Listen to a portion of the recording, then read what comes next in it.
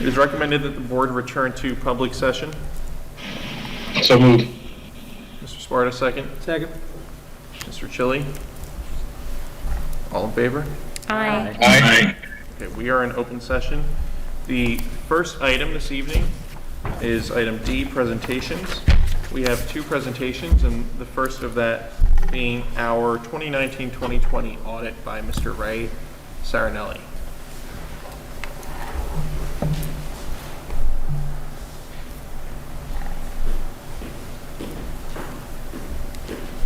So good evening, everybody. Ray Sarinelli, Mr. I'm the auditor for the district. For those of you who've been around for a few years, I normally come once we conclude our audit.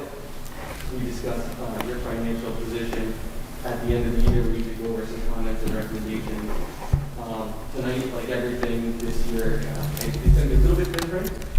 I do have the audit information for you, the financial standing at the end of the year. But I don't have the recommendations tonight because I think I want to have a conversation about where you are financially.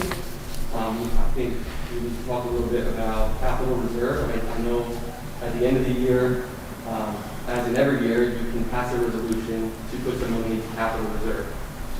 So we can talk about every year at the end of the year when you do that, it's an up to amount. So you can make a decision once we close out your books and you do know your final number.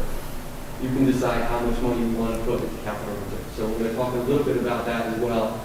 Those two things go together, your ending financial position and your capital reserve. The most important, what I want to talk to you about tonight is where you're going for the future. I think we really, with the finance committee, we talked about some financial planning about where things are going over the next several years. And those decisions can all be started tonight by knowing where you're at so you can know where you're going. So, the page you have in front of you is the page I go over every year. It's the bottom page of your C1, which is your budgetary basis financial statement. This is the most accurate page of the audit of your revenues and expenses as they happen. So if you look at that page, you'll see at the very top, you have your fund balance July 1st. So that was your fund balance as of July 1st, 2019. You have your revenue and expenses, which all occur on the previous pages to this, and then you have your ending fund balance at June 30th, 2020.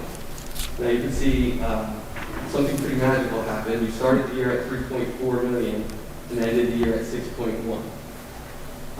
Due to the shutdown, there are large portions of expenses that did not get spent in the 2020 fiscal year, causing your fund balance to grow pretty substantially.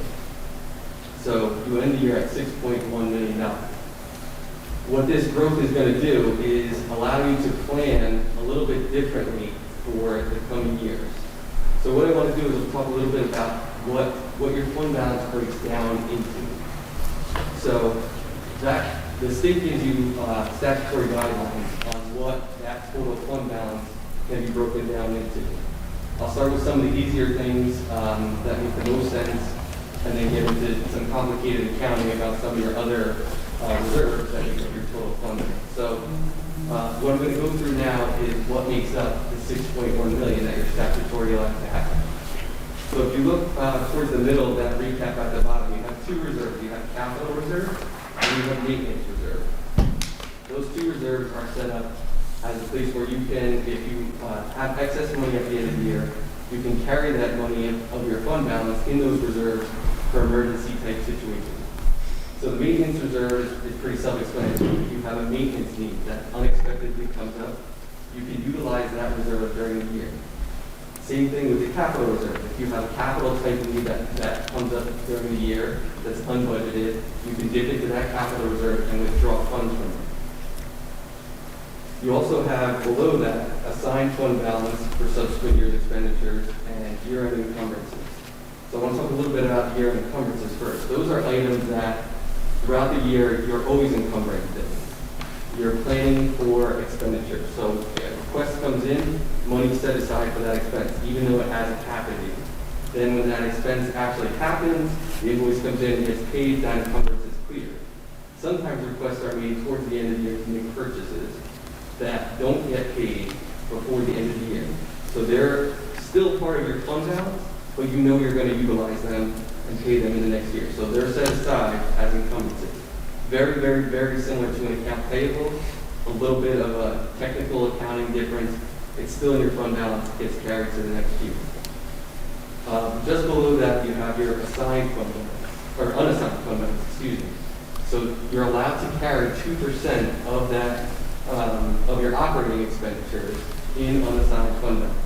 There's a couple of small adjustments that you're normally allowed to make to that fund balance, but normally whatever your expenditures are for the year, you take 2% of that, and it should be relatively close to what you have there in your unassigned fund balance. That's set aside for really critically emergent situations where, and not even COVID-19 could make you draw money out of there. I mean, it would have to be something pretty catastrophic that you would need to take money out of there. So that's what those funds, that 2% is set aside for. As I said, you have assigned fund balance for subsequent year's expenditures. That's money that's set aside at the end of the current fiscal year for the next fiscal year. And that's something that when the budget is created, if your business administrator knows you're going to have an excess at the end of the year, they can use that money to balance the next year's budget. The last two things that you have are excess surplus. Now there's two types of excess surplus. The excess surplus is going to be utilized in the subsequent year, which is created in the prior year. Now if you think about it, when these books are closed out, your budget for 2021 has already been created. So whatever excess you have can't be used in that budget, it's already done.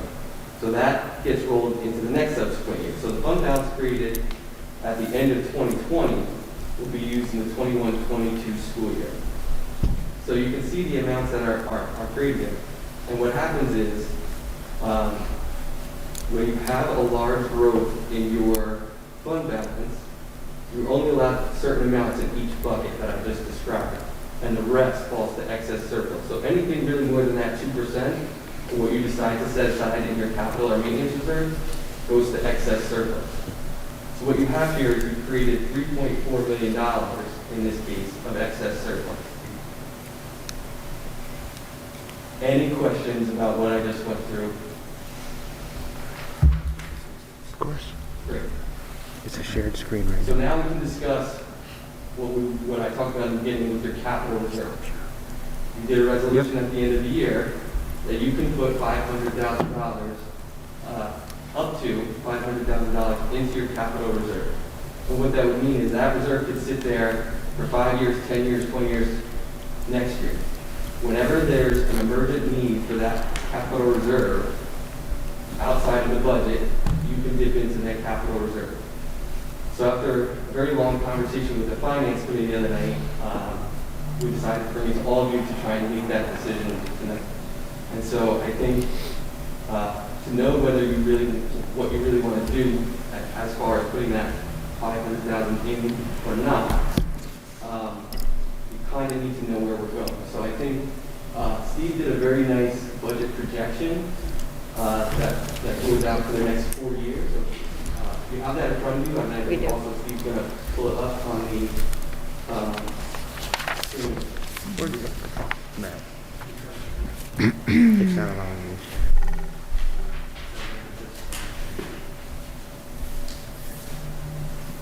Thank you. And folks in the room, you have this at your seat. It's not in the colors, but you do have this at your seat. Those are virtual. Brad and Joe, this is what we're talking about. Of course. Yeah.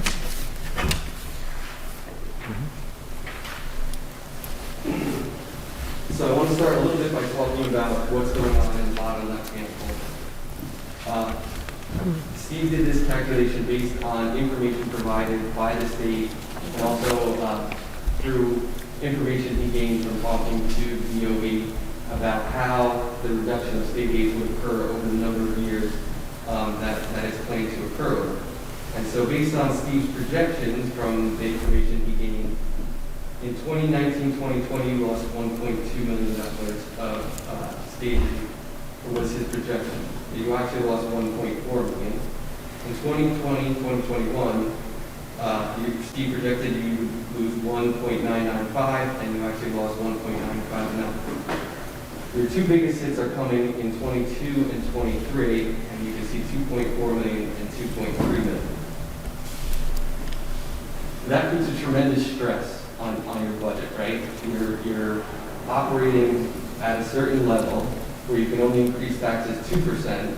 Your expenditures are probably going up at least 2% a year, and yet you're somehow losing in the area of $2 million, between $2 million and $2.5 million. So if you look at what we kind of projected here, the budget for 2020, 2021 is already done, and you can see it balances to $65,160,000. That's usually, if you look at the very top, the 331,077 is excess surplus that was generated at the end of last year and utilized to balance this budget. The excess surplus that I talked about, that was created at the end of this year, the 3.4 million, we actually have 2.9 because that we projected putting the $500,000 into the capital reserve. And so what you have is a budget of $65,677,000. If you go out the year after that, you'll see that the total budget is $64,019,019. So your budget fell off $1.6 million. In 22-23, what happens is if you don't regenerate similar amount of excess surplus, either the 2.9 or the 3.4, if you don't regenerate a similar excess surplus in this 2021 year, you hit a cliff in 22-23.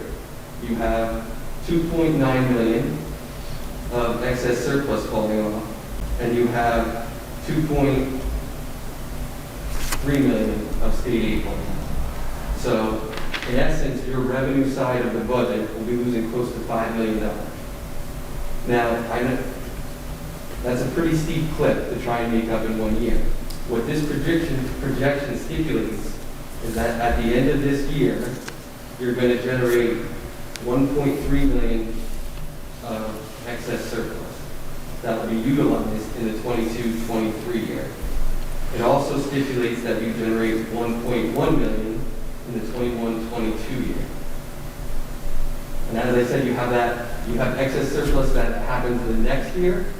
At the end of 21-22, if projections come true and you generate 1.1, you can use a portion of that as assigned fund balance for the next year to try and help stabilize the 22-23 budget. That being said, your budget will still see a decrease of $1.6 million. So, how do you get there is the biggest question. These projections that you have in front of you stipulate that your current year budget will only increase somewhere around 1%. In 1920, the district spent a little over $63 million. You'd have to spend somewhere around $63.5 in the current year, and a similar amount, slightly higher, maybe $63.8 to $64 in 21-22. That's incredibly modest spending. Right, especially considering that was a slight increase due to Right. COVID, due to our schools being shut. The 63 million wasn't the budgeted amount. Right. Takes into Right. account that We were closed your for 5 school months. was closed for Right. 3 months. Which is really why you have the excess that you have in this year. If you actually go back and look at that page that I have for you, if you look at your original budget column and your final budget column, your fund balance was projected to drop almost $1 million. But because of the closure of the school and the loss and the cutting of expenses, because of the closure of the school, you were able to cut expenses and regenerate a large amount of surplus. Schools aren't going to be closed in the next several years, and you're going to have to make some very difficult decisions on how to continue to keep your expenses relatively flat for the next 3 or 4 years.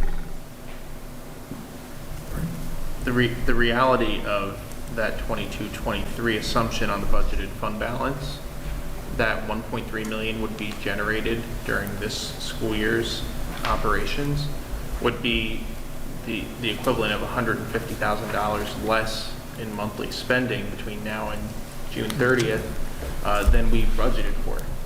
Which is on a monthly basis is a sizable sum. If you look, correct me if I'm wrong, if you look at the bottom of those columns, if you look at the bottom of the 2021's budget, you'll see the 1,000,003, and the bottom of the next budget, you'll see the 1,000,001. There's two opportunities to utilize excess money. You can either, when we're developing next year's budget, even if you know you're going to have extra money this year that you could apply, you could choose to not apply it. Ray will then come in and he'll apply it to the following year's budget. So that 1,000,003, correct me if I'm wrong, Ray was proposing that we make sure we end with that 1,000,003 unspent funds, but we kind of ignore it. Ray will stumble across it next summer, and he'll have a legal reserve for your 22-23 school year. However, in the 2021, same year, the 2021, we acknowledge, however, is this where the 1-1 is coming from? We're anticipating the 1-1 out of this year. We realize that, and we do put it in to the 21-22 school year. So ultimately, this year, the sum of those, 1-3 and the 1-1, the sum of those are unspent funds out of this year's, am I confusing it? The 1.3 would have to come out of this year, and the 1.1 would come out of next year. So you'd be utilizing excess surplus, and you'd be using assigned fund balance in the 22-23 school year.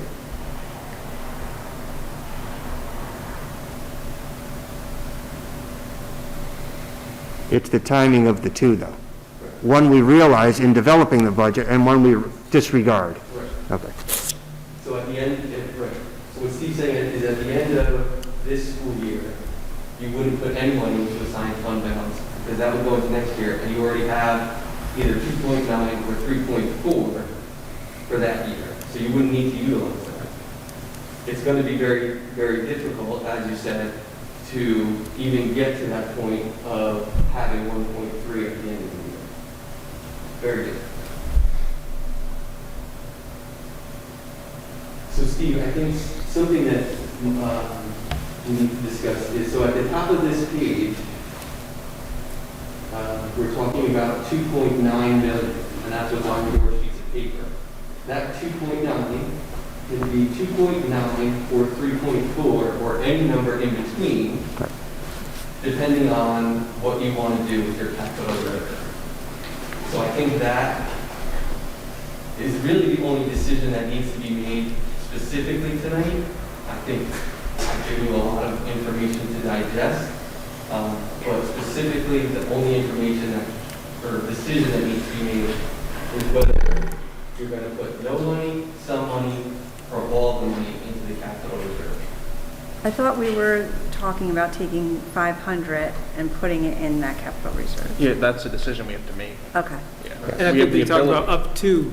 Yes. Up to, Yeah, that it could be Because of less. because of the motion that the board took in the spring, we have the ability to do that. We don't have to do that. So we have to make a decision as a No, but collect- isn't that advantageous to do that, the 500? Well, it depends on what objective you're prioritizing. Are you prioritizing applying that as a revenue source to our budget in subsequent years? Or do we believe that there are going to be capital projects that are going to have to be done in the I next think- 3 years? Didn't the There's the referendum capital- committee discuss the capital projects that we might have to do in the next few years? Yes, but that's going to take time. And are there projects that need to be done perhaps for safety reasons in a shorter time Well, you frame? have the that's- field, right? So Right, you have that's the a- field, that's 13 That's the years big one. old. That's the big one. And the life expectancy is what, 10 years? Right. So that's, So that could be utilized for that. well, that's basically the decision we'll have to make tonight.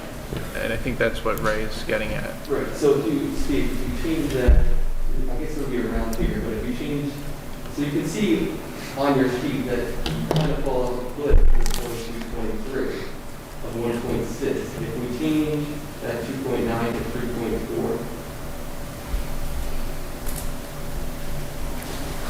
Million?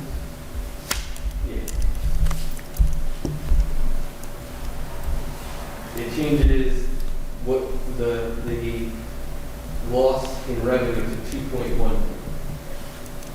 So it'll just make the 22-23 budget that much more difficult to put together. Right. It would make 21, 22 easier, but 22. But it would 22, really 23 kill would- 22, It would compound the issue. Yeah. Steve, I see over the last 3 years, we run at about 650,000 in capital reserve. Over the long term, has that been about, It's always been in the 600,000 range. okay? At the beginning of our loss of state aid, we did apply, I think it was like $144,000 one year of anything we did for improvements all came from capital. That's why the balance is now in the $470-some thousand range. I think a little bit previous to this, it was a little bit higher, Okay. but it was being utilized and regenerated. So prior to your loss of state aid, you were regenerating fund balance pretty well. The budget was pretty stable.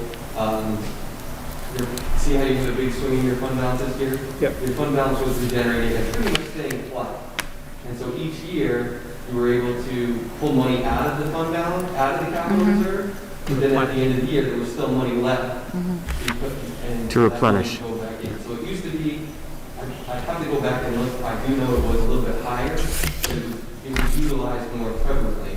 Now you can see you didn't really use it over the last several years, and then this year you used it, a small piece of it to get it down to 473, and you could put more back in. But I think it also has to be noted that for many, many years, a lot of projects that we did that could come out of this came out of our general budget. Yes. Well, I never wanted to deplete the capital reserve, so that's absolutely correct. But we No, won't- no, but No. during our budget season in April, we would generally budget capital projects in our general budget, not out of capital reserves. That's exactly right. That's right. And that- Yes. that's what I mean when I say it was used and regenerated. It was used through adopting the budget, the funds would be spent during the year. And then, in most years, we were able to keep your budget and fund balance pretty flat. And money would go back into the capital reserve and be budgeted for the year.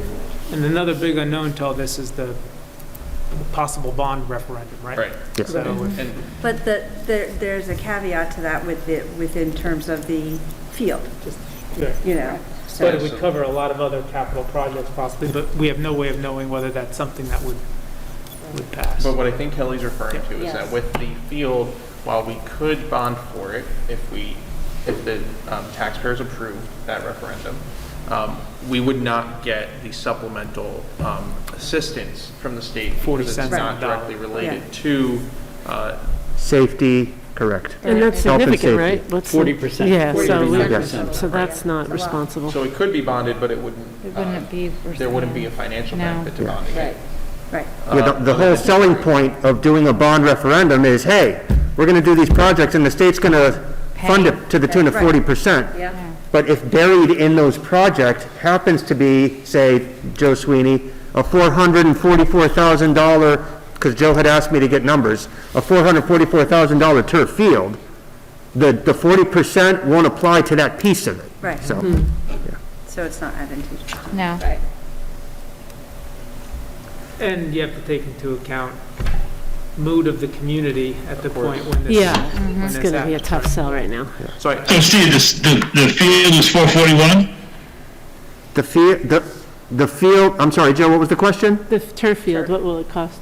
Is The that a quote that I number? have, 444,000. So So, go ahead. so I guess we should put 444 in the capital fund. Well, there's currently 473.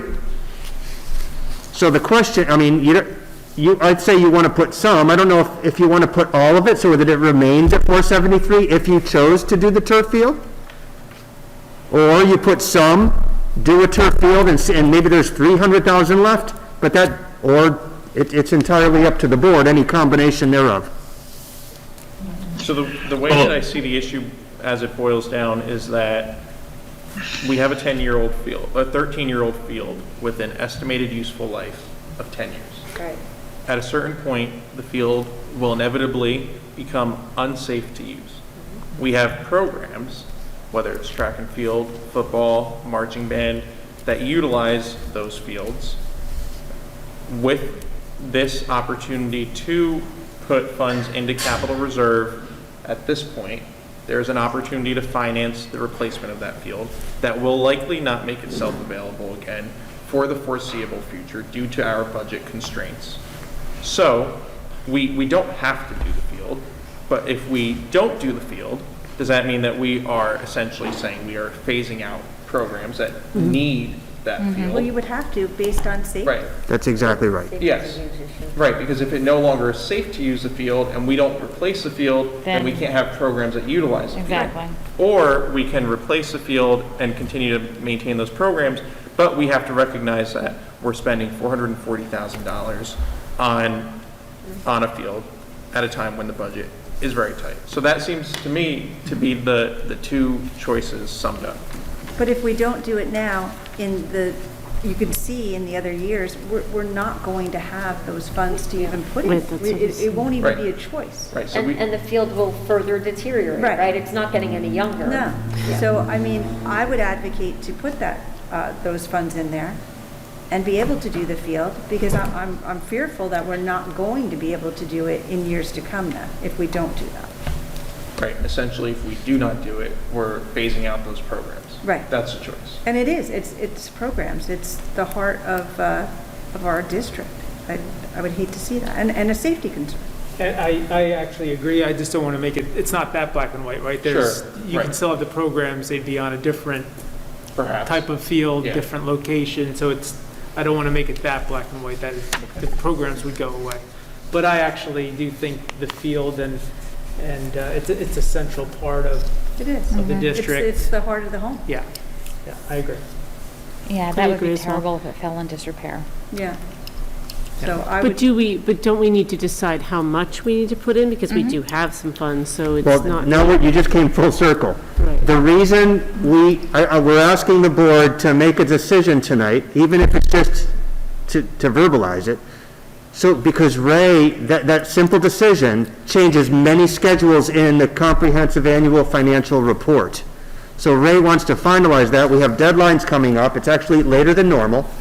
And the auditing firms, Nisavacha is doing better than most, but this whole virtual thing has really put a wrench in them doing their school audits. So if you could tell Ray tonight the number, then he can work towards finishing your comprehensive annual financial report. so we have 470 in there now, right? And we need 444 for the field. Right. So, Ray, what do you feel that would be So, appropriate? yeah, I was gonna say, I would have a recommendation for you. Yeah,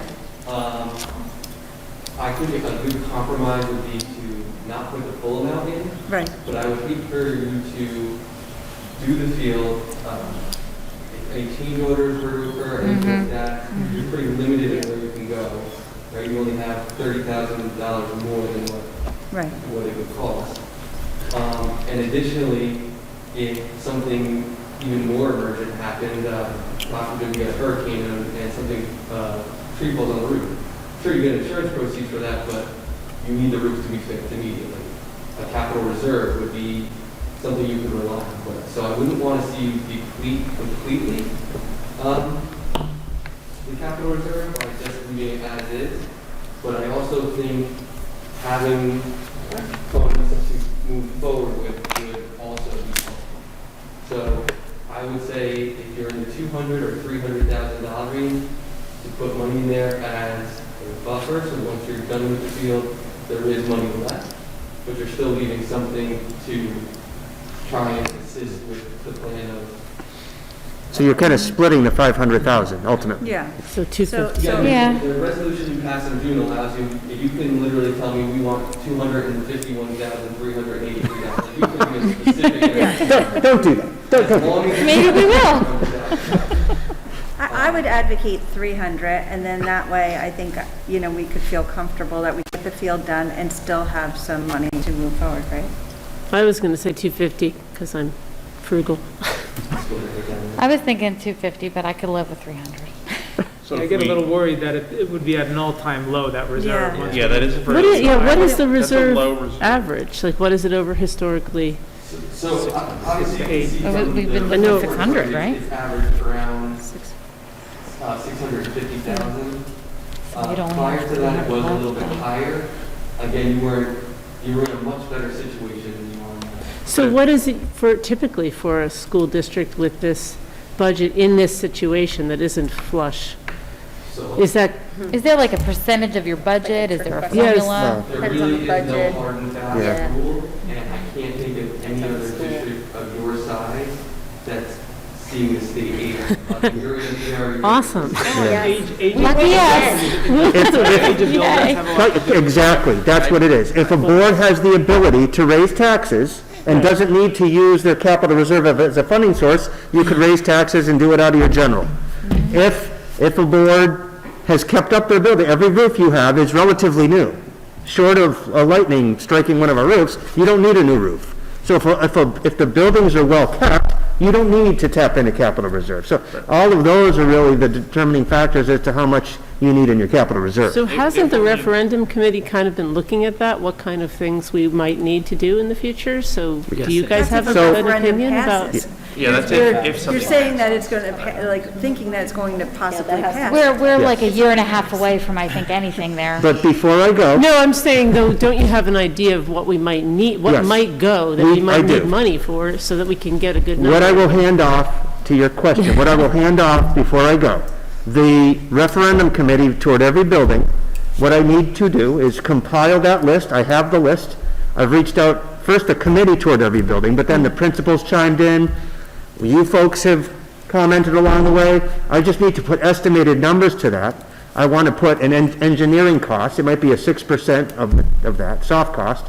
I'd like to build in closing costs, if you will. The bond council takes a piece of the action at closing and put a comprehensive number together to pass on with a list of all the projects. Right, I mean, I understand that that's a much bigger question, but my concern or idea was to think about things that you already know that might be immediately coming up that we might need to do with these funds, so then we would know how much money we need to put in there. Oh, I see. Because having looked at everything that might happen in the future, you might have some sense of, oh, this boiler is going to go first and it costs this much, and maybe we get a sense from that about how much we need in here, but it was just an idea.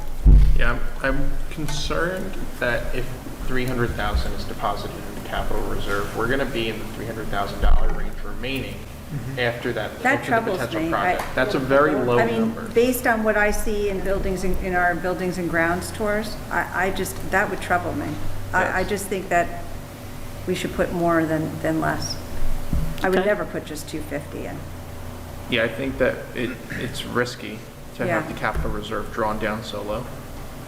And So just, so we're back to what number then? So just, can I 300. ask you, just to sort of, if, let's say, for example, we put in the full amount, 500,000, that kind of puts us in a little bit better place in the following year to try to deal with those losses in the 22-23 budget. So I would, Well, yeah, it spreads. Yeah, it spreads the it out. cuts. It spreads it out a forces- little bit more. It forces Yeah, more. It comes down to Mhm. the amount of time to Yeah. try Right. and balance the budget. Yeah. Right.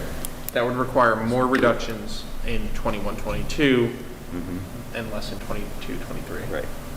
So balancing, depleting a capital reserve, having the ability to put $500,000 in and the ability to spread it over a longer time period, I would advocate putting in 500,000. I will say, I really don't think there's a wrong answer. I mean, given my recommendation, I don't think putting $500,000 in there is a bad idea. Especially given the amount of concern that heard about your capital needs.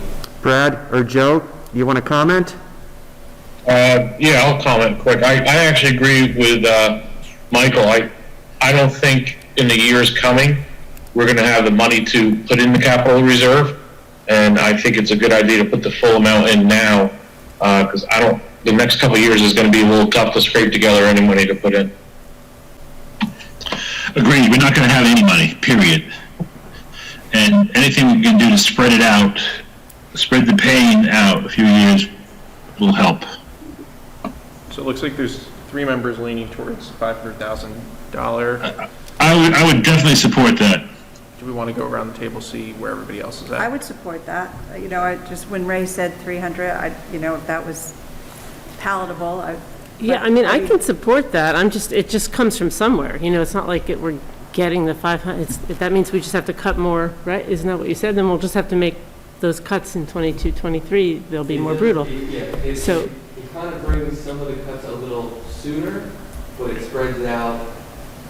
It helps flatten the Not curve. in any one single Right. year. And it's important to remember that by utilizing budgeted fund balance, that's a one-time revenue source. So it's not like we're cutting our revenues in perpetuity. We're just limiting our revenue next year. right. Steve, did they say that there's a price differential if we do it, say, this year versus next year? Like, is there an incentive to maybe do it this year because of some type of COVID special? Is there a COVID discount? Use code COVID when it's No, I didn't ask the question.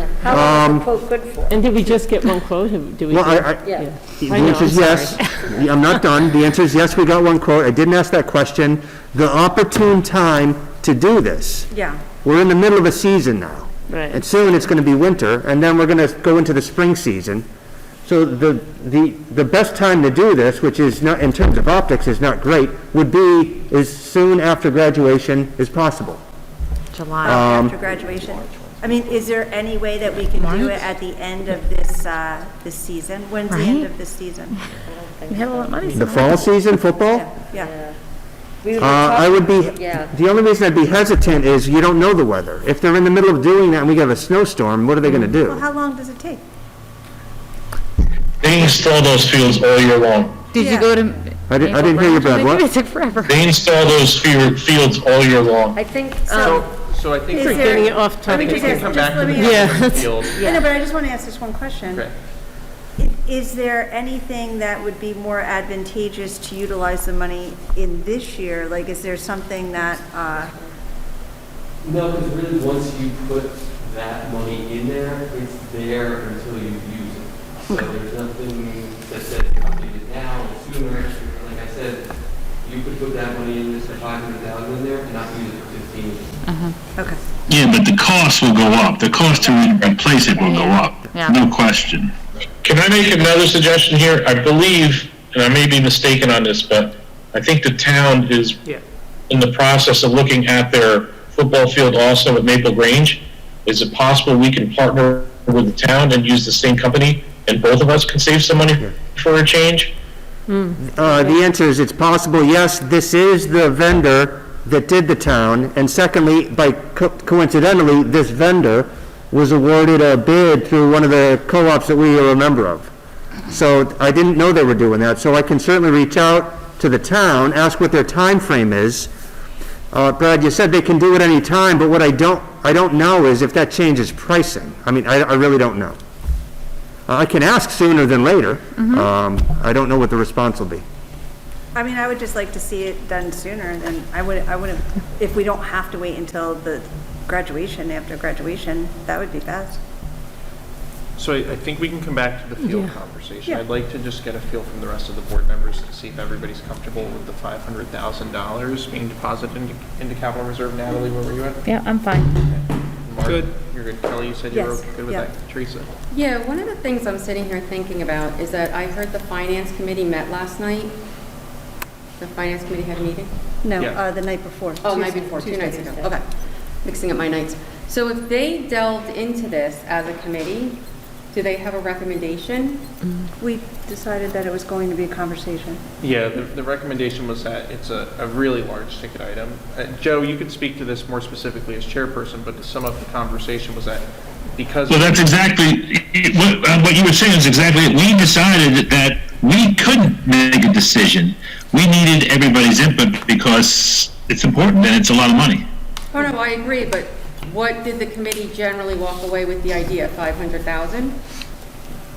Well, we knew we had up to 500,000. Yeah, we didn't really. No, they didn't even ask the question of the committee. They were quick to say, this is a board conversation, and they didn't even form opinions of that.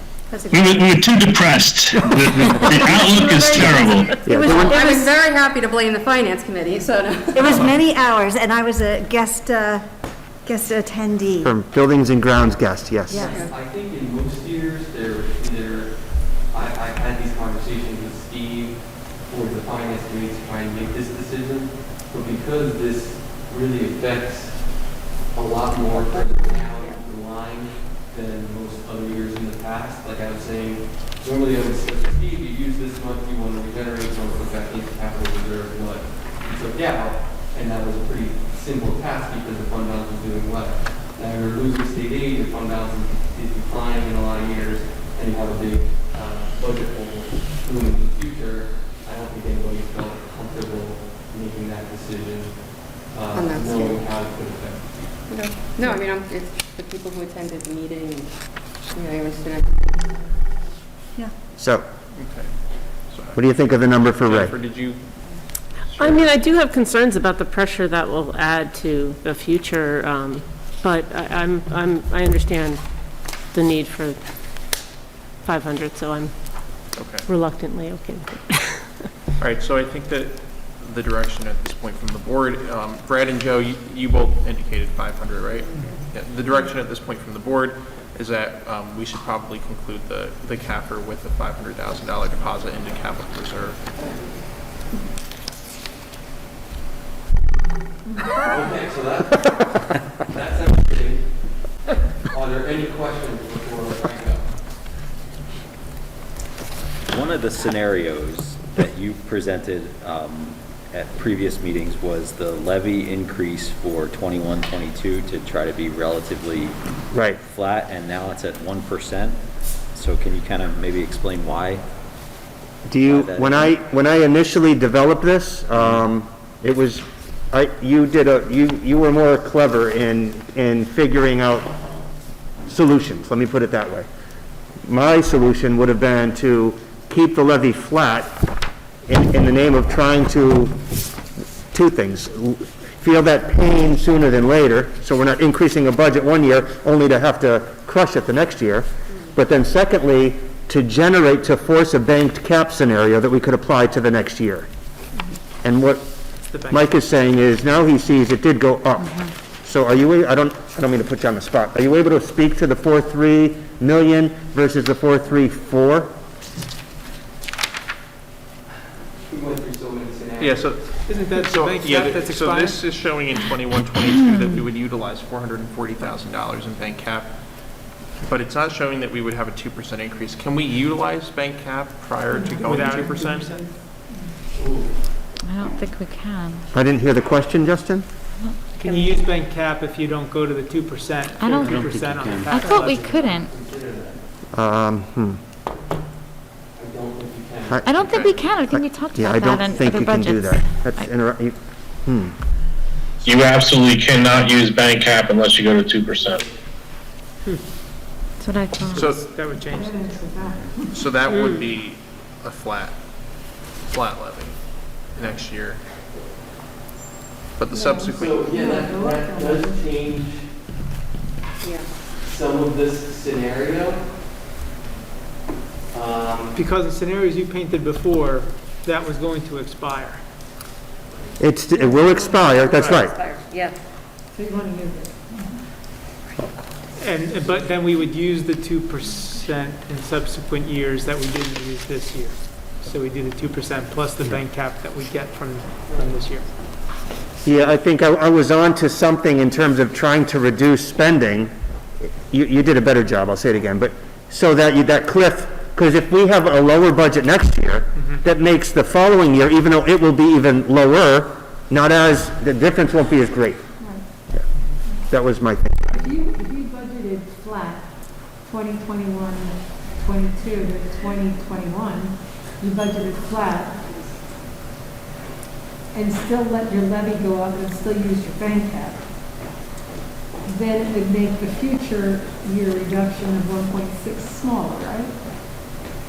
It would actually, I think it would actually get bigger because We'd have no bank now cap. this, you'd be using a 2%, so this 860, instead of carrying forward into this year, would actually be added to the 43,001. So this number would get larger, and it would actually make, it would make this number larger, which would probably make this number smaller, which would make this number bigger. Greater, right. Your total revenue line for 21, 22 would go up. Basically, what it would be doing is forcing you to use more money in 21, to increase the levy more in 21, 22, and you would have, wouldn't be able to carry the bank into 22, 23, so that would be unavailable to you. So it would actually make a bigger hole in 22, 23. Yeah, that's, We're trying to get the 4% in 22, 23 when we need it most. Yeah, what we're trying to do is get as much money Yeah. to, because you've already generated, you've got, I want to say you got lucky with COVID, but you've lost a lot of expenses in this past year that enabled you to have 2.9 million to balance 21, 22. That 2.9 million now goes away in 22, 23, so you need to regenerate that in either the year that you're in right now or the next coming to have as large a number as possible here. Yeah. Because this is gone, and also you see this number going from 18 to 50. So it just creates a bigger hole over here. And that's, I mean, that was what the scenarios we were all trying to figure out on Tuesday night was how to try and spread as much of that across the number of years as possible. So it wasn't just all of a sudden $2.5 million of a hole. Obviously, very complicated. Trying to figure out what is going to get. timing No, but when, it's- timing the revenues is key. But the real, like, what really solves the puzzle is generating the budgeted fund balance that you need to make the numbers work Yes, in now that 22, we've 23. generated it, we want Yes. to try and continue to generate it. Yes. And the easiest way, don't want to say the easiest way, but pretty much the only way to do that is to lower your spending. Yeah, don't spend the full budget. Right. It's pretty much the only way to do it because tuition is flat, state aid is declining, there's just not really anywhere to have new forms of revenue. I just don't know how you, and we talked about this a little bit on Tuesday, I don't know how we achieve a $1.35 million reduction in spending below our budgeted levels for this school year when we've already started the school year. That's the challenge, because we've already, the class schedules are out, you know, the students are in the buildings. So everything's built around that number.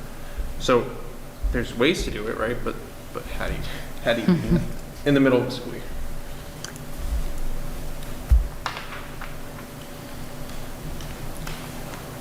Is that a rhetorical question? That was a rhetorical question, but I think that the silence for emphasis is Yeah, no, is it's indicative all of the the choices are problem. bad. You know, you start thinking of things that you can do for revenue as well, you know? I mean, that's something that we have to work on.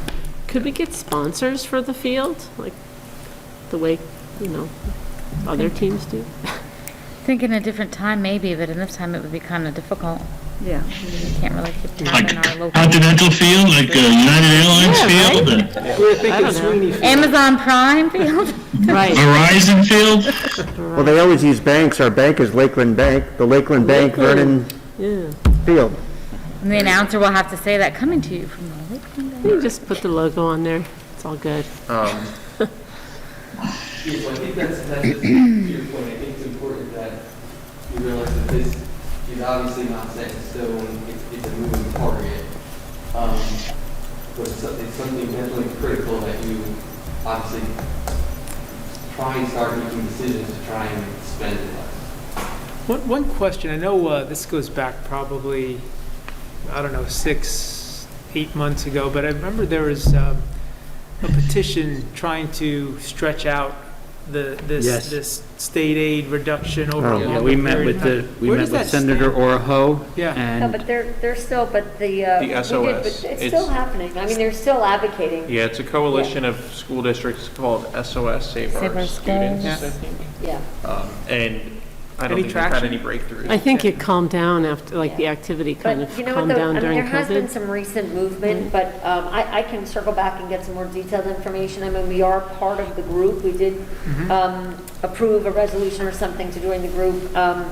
And they are moving forward with trying to stretch out, and that was one of the things we suggested, was make our it a 10-year. goal was 10 years. 10 Yeah. years, and we can do this, right? And everything's fixed. 6 Not years we fixed, can't. but Yeah. it's manageable. doable. Manageable. It's feasible, right. Yeah. They are still 2.4, moving 2.3 forward, is but- just crazy. Yeah, that's what's crazy, because I say this every time we have this conversation, but that $1.65 million reduction in the total revenue line for the 22-23 school year, Yeah.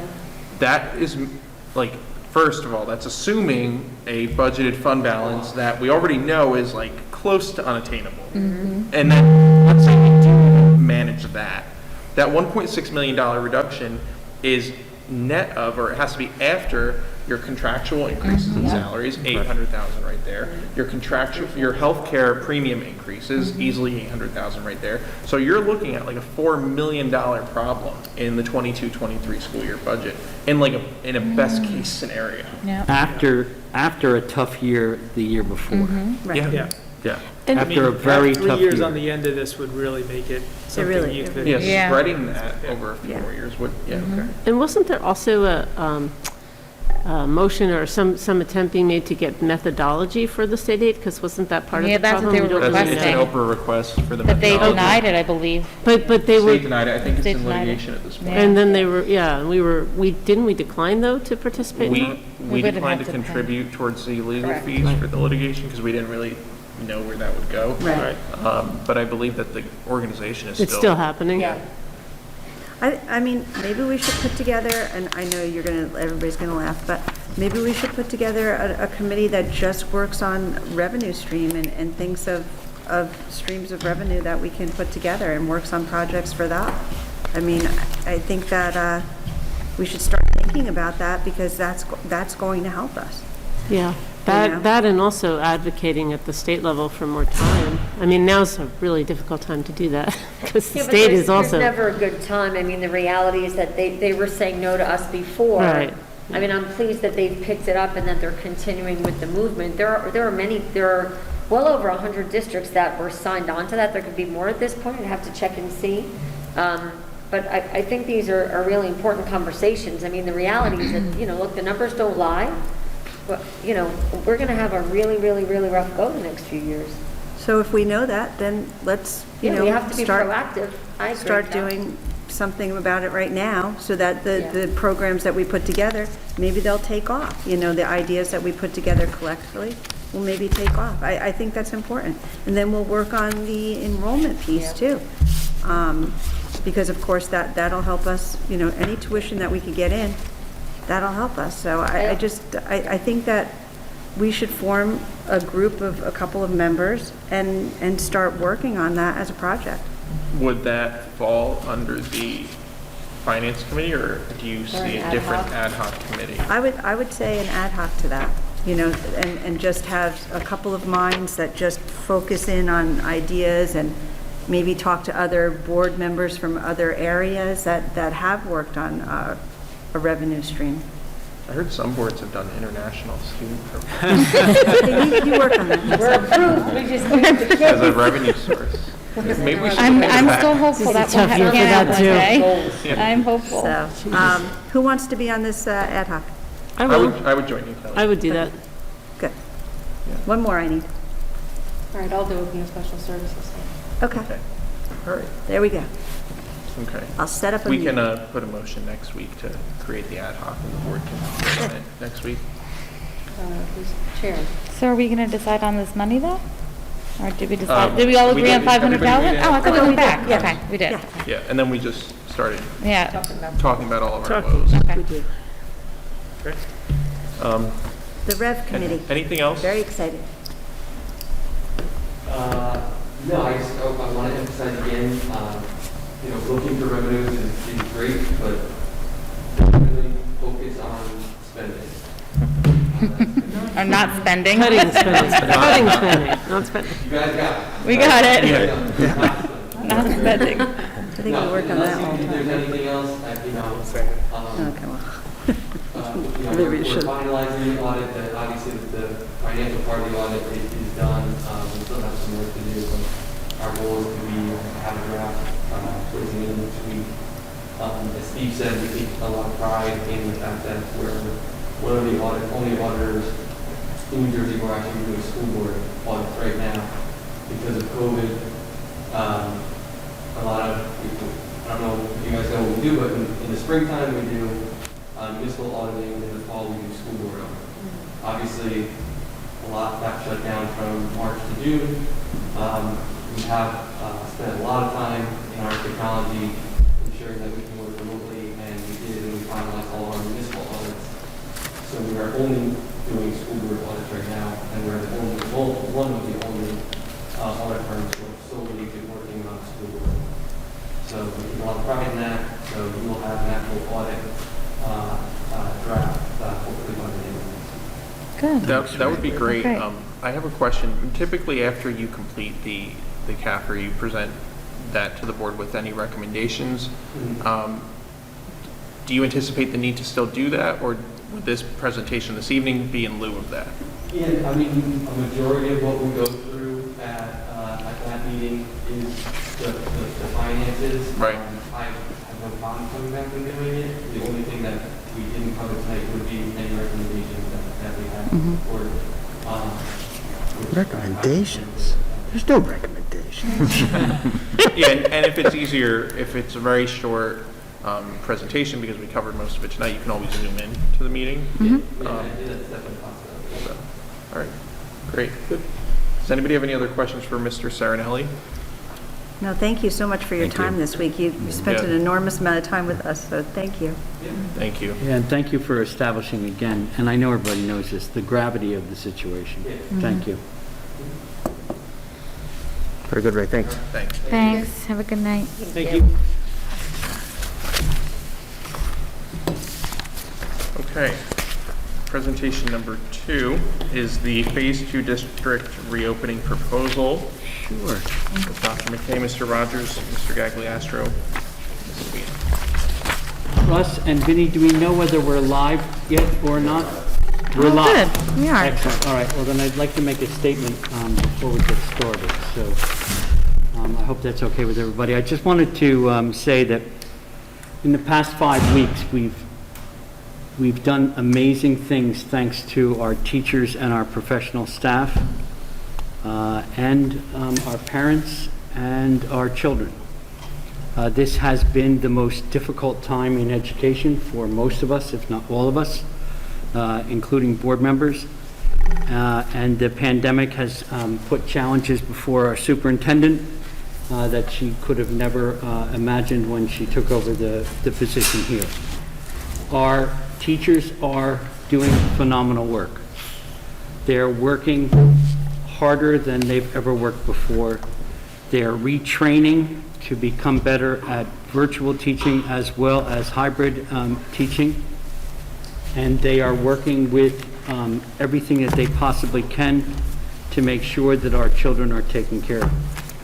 There have been times in the past couple of weeks that people have said things about our folks, and it has become hurtful. But I want everybody to understand that that hurt goes many ways.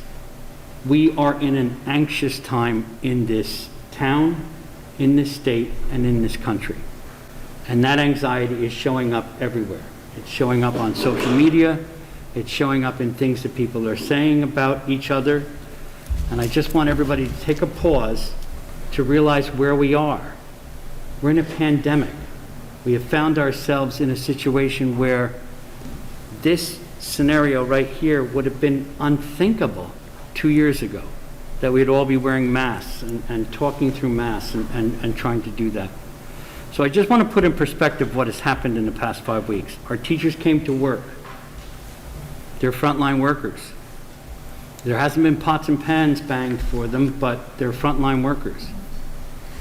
and our students have come to school or have worked from home, both of which are difficult.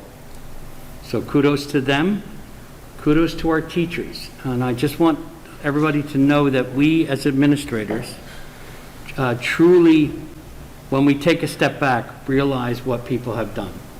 And we want them to know that they're supported, that families are supported, and that I hope I can speak for the board when I say, and I think I can, that people are cared for. So I just wanted to say that before we got started with this presentation. Okay. So, gentlemen, would you like to join me? We had talked about different phases in the first marking period in order to make sure that our school district was moving forward with all of its decisions. Thanks to the support and the vision of not only our reopening committee, which was, of course, a major group of people, whether it was teachers, administrators, nurses, our superintendent, myself, parents, the union, everybody involved, we have had some real success. And we find ourselves now looking forward to that next stage. So we had phase 1, phase 2, phase 3, and we were talking about phase 4. I want to stop with that and just start to talk about stage 2. Stage 2 is going to be this next marking period. The marking period ends on the 11th, November 11th, and we would like to starting on November 16th, and for the foreseeable future. And I know I originally sent out the date to the board members as the 9th, but basically that doesn't really work. The 16th worked better after working with Mrs. Smith this afternoon and the union. So we're going to go with November 16th, and we're going to change up what we have been doing so far and progress to the next stage.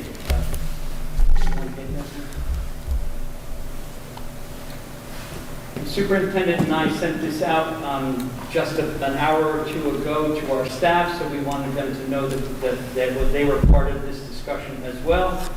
Beginning November 16th, our hybrid students will basically come out of their cohort and will attend school 4 days a week. So in other words, instead of the blue and the gold, they will be unified and they will be coming in on Monday, Tuesday, Thursday, and Friday. It will continue to be a compressed schedule. We are still struggling with the lunch piece and also the students being collected in cafeterias. So there'll be no lunches. Wednesday, will be set aside for synchronous virtual instruction. So our students will be synchronous. They will be having classes. Teachers will be teaching virtually on Wednesdays. And our goal for Wednesdays is to bring the virtual students and the regular students together as a class and get that sense again that they're together. So Monday, Tuesday, Thursday, and Friday, our virtual students will be home learning. And Monday, Tuesday, Thursday, and Friday, our hybrid students will be in school for the compressed schedule, no lunches. And then on Wednesday, it will be a synchronous virtual instruction. There are some schedules that need to be adjusted as we pull these two cohorts together. And I know people are thinking right away, safety. What do we do about distance learning? The idea of social distancing. So one thing that we're going to talk a little bit about those things right now. You have to do the next slide. Do you want questions now, Dr. McKay, or do you want us to wait till you go through the full presentation? It's only about 5 slides. It's up to you. Yeah. It's only a couple slides. But Okay. Yep, okay. And Dr. McKay, before you go on, I just want to say for members of the public, if they're watching it via the live stream and they have questions that come in, if they enter them at this point into the chat, they won't be read into the record. So we suggest that you read those into the record during the public that you type your comments in during the public comments section of the meeting. Which is coming up next anyway, Yes. right, for our folks at home. Yeah. We'd love to get it. Masks will be continued to be mandated during the school day, on the bus stop, and in the school. Social distancing will be enforced in areas where that's possible. Because we know that a certain percentage of students are going to be virtual, we hope to make sure that we can spread the rest of the students out within the classroom. Each student will be provided with a transparent protective trifold screen. Here's a picture of the screen. They will be age appropriate. There's a smaller screen and a larger screen. For those wondering after that budget discussion how it's being paid for, the federal government on September 23rd released more money. Vernon got money, and we're going to use it for screens. We're going to use it for microphones for our teachers. We're going to use it for PPE for our teachers. Steve is looking at a portable screen for the teacher's desk, top of the teacher's desk as well, and also cameras. These screens will be transported from class to class. So we're working those details out with the administration. But the idea simply is that the high school students would have the screens and they would walk with them. We want to leave them in the schools. We don't want them brought home. But we do want them labeled. We want the students to write their names on them. In elementary grades, it would be left in the homeroom. So this will be the pieces that we will be putting together for safety concerns. Matt, you're moving the camera around. Have we got all this information so that the folks at home can see it? Perfect. Okay. All right. Next one, Vin. This is what Synchronous Wednesday will look like. A portion of the allotted time period. Students will see virtual synchronous instruction. This is some of our elementary folks doing synchronous instruction. Cheryl Sargent with her group, Kim Fishman with her group. What we're hoping for, of course, is that connection that students can make virtually and also with the hybrid students. This is a sign that the teachers put up, the teachers who are working synchronously in schools. You see this sign come up because they don't want us to come into their class while they're working.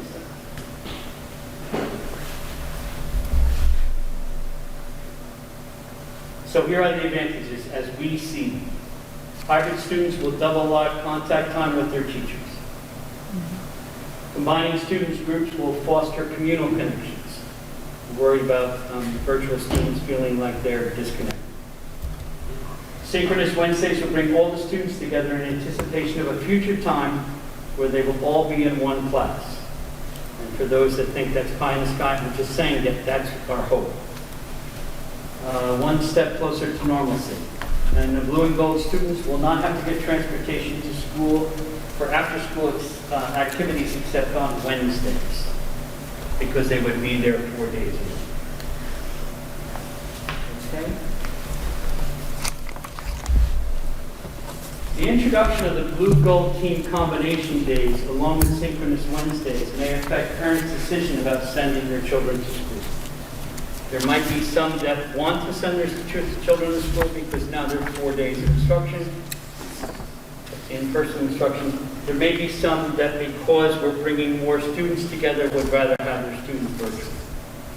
If a parent wants to leave it exactly the way it is now, in other words, they're happy that they're virtual or they're happy that they're part of the blue-gold cohort, they don't need to let us know anymore. We will continue to assume students are either virtual or they're becoming live. But if they're going to change, we need to know so that we can set up schedules, so we can make sure that everything is set. So in order to plan for that, we will need to know a parent's decision by October 23rd if they're changing something. Only if they're changing something. That way we can spend the rest of October and a little bit into November to make sure that we're ready. Correct, gentlemen? Yes. Okay. All right, we can take questions now. I think that's the last slide. Yeah, gradual implementation. This is what our goals are. And we've been talking a lot about our goals. Gradual implementation of early dismissal days to full days would be the next step. But there's nothing going on right now. We don't have that figured out. Eventual ability to include lunches is the sticking point. We want to maintain the synchronous Wednesdays as teachers shift again with their pedagogy reflecting stronger virtual presence, which is of concern in this community. I cannot not state that. People are concerned about the virtual education. Teachers as well as parents. And of course, they're doing some incredible things, but we continue to work on them. And then, of course, October is when we put all of these things together. So now, the only reason that we're not doing full day is because of the lunch piece? Is that the only reason?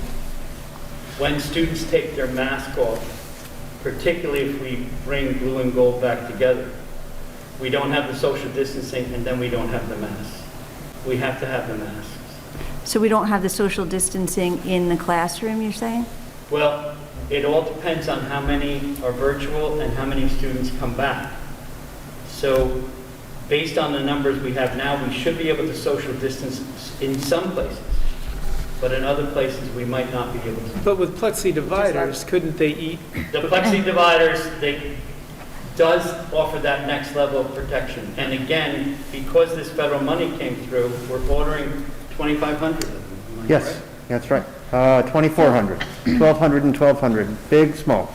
So then how would So we ever other- transition to that full day? Like, how would that happen?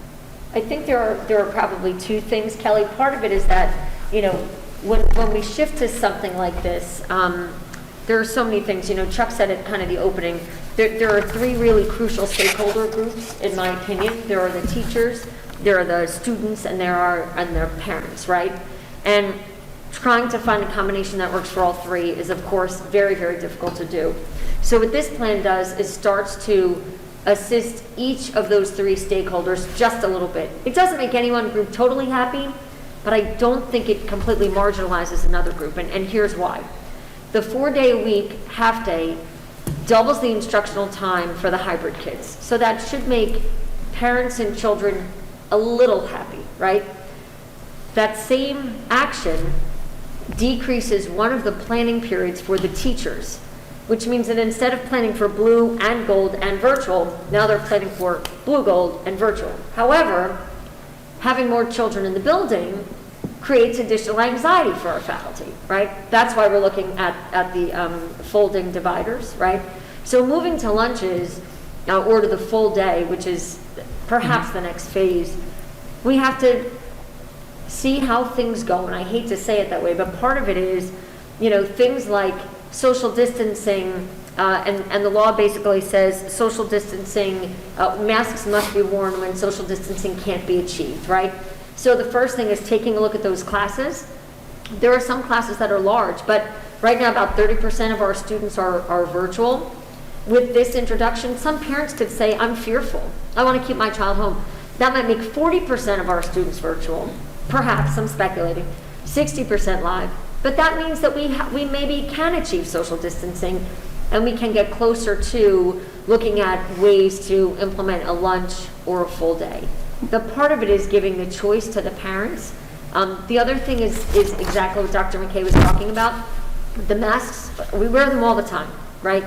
In the classrooms, because social distancing may not be able to be achieved in every classroom across the district, the mask and the divider between every child, plus additional PPE for the teachers, are additional precautions. But in the cafeteria, children now have to remove the mask, and they only have the plexiglass.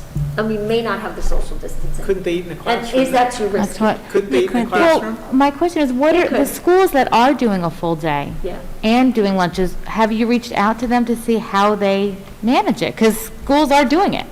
Yes. So I just wonder why we, you know, Some of them are doing dividers, Natalie. Some of them are eating in multiple locations. And we've already talked about those things, so I don't want you to think that we haven't talked about those things. We just need to know that we can do it effectively. And to be honest, the high school is probably, I hate to say, an easier option, even though we had talked about the one-period lunch, but the building is voluminous. It is a huge building built for more children than we have even at the fullest capacity. you can't see me smirking. Well, but it is a large building. I know. And my point is that even at full capacity, there are other spaces. The problem becomes a place like Glen Meadow that with 3 grade levels in there is busting at the seams, right? So that's the problem, right? That we don't necessarily have equity K to 12. Yeah. And what position does that put families in? And we couldn't run a full day in some buildings. And No, I don't, I No, but agree I with mean, that, but I just think We like, could use Walnut Ridge. I mean, we could put a couple grades here, right? And social distance, and like, spread everybody out, right? And again, those are all things that are next or they could be next steps, right? Yeah. But the point is that when we started this, I'm sorry, I'll wrap this up. Sorry. But when we started this in the summertime, the concept that we kind of talked about was a slowly opening of the faucet, right? To ease back into things. And there's frustration on all sides, right? So we're hoping that this next phase, stage 2 or whatever we're calling it at this point, goes smoothly enough that we can start to do more. Well, Yeah, and I understand There that. is another side to the argument that I think does have to be raised, because there are different schools of thought on the approach to schooling during COVID. And I understand that many families are looking to get back to a 5-day-a-week school week with full school days. But I do think that moving from half of our population being in our school buildings to doubling the population that would then be in person on any given day is a big change. It would, in my opinion, clearly indicate increase of risk for transmission. So I don't think you could be too cautious in saying, let's do that in phases, as opposed to say, let's now double our school population, let's now reintroduce school lunches, which is going to be a riskier activity because you're going to have masks not being worn. I think that's already happening, though. I think there are students already eating in classrooms. Am I wrong? I'm sure they're bringing water bottles. They're bringing, they definitely they have can have snacks. They can have Yes, snacks. they can have snacks. Yeah. So there are. So but what's the difference? Yeah, well, the only difference is that right now we're at about 1/3 of the population at any given time, right? would So be if you figure 1/3 is on virtual, and then you've got the blue and the gold. So if the blue team is approximately 1/3 of the population at Lounsbury, for example, and they're having a snack, it's only 1/3 of the students. So they're socially distanced when they remove the mask.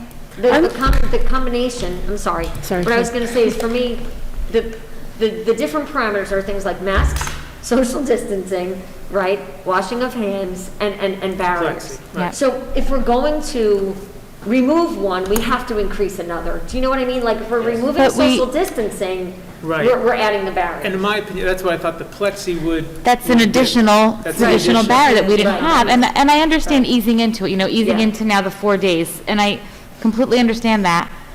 And I'm not saying we should go 4 days, full days. However, not even having a target date, like you had target dates on this plan, right? Right. I know. And there's no target date for a full day. So I just am uncomfortable with that, right? Like, I just feel, maybe, we do 4 days a week for 2 weeks, and then maybe we do full day Mondays. You know what? Start out the week with a bang, a full day. And then the other days, half days, but some kind of dates instead of just Right. in the future. So what we're talking about Put a going, target date when, But we did for everything else, No, Justin. I agree, Natalie, and I put foreseeable future because I had a discussion with everybody involved with this, but I was worried about flu season, and I didn't know whether we're walking into that, and I didn't know what. I guess you adjust then, Chuck, right? You just adjust, So I right? I don't have a know. thought that may be beneficial, right? We're still using our district reopening committee. Vicki put together a very nice survey to the teachers. The parents put out a survey to the families. We've been using our virtual Wednesdays, I think, very productively. We meet with our administrative teams, the SCIPS meets, the DX meet. There are a lot of good things happening on those days, at least administratively. So what we could do is move in this direction, right? And gather the committee together and put together and raise some of these discussions. What does it look like with full days? What does it look like with lunches? What are the things that have to happen? Because we do have to have those things planned before we can have the go date. Do you know what I Well, mean? I think if you don't have a go date, though, sometimes you don't do the planning, right? I Like, a agree. go date gives you like a timeline, I right? agree. So I understand that, and I understand you need to plan, but Yeah. if you don't have a date to plan, then Right.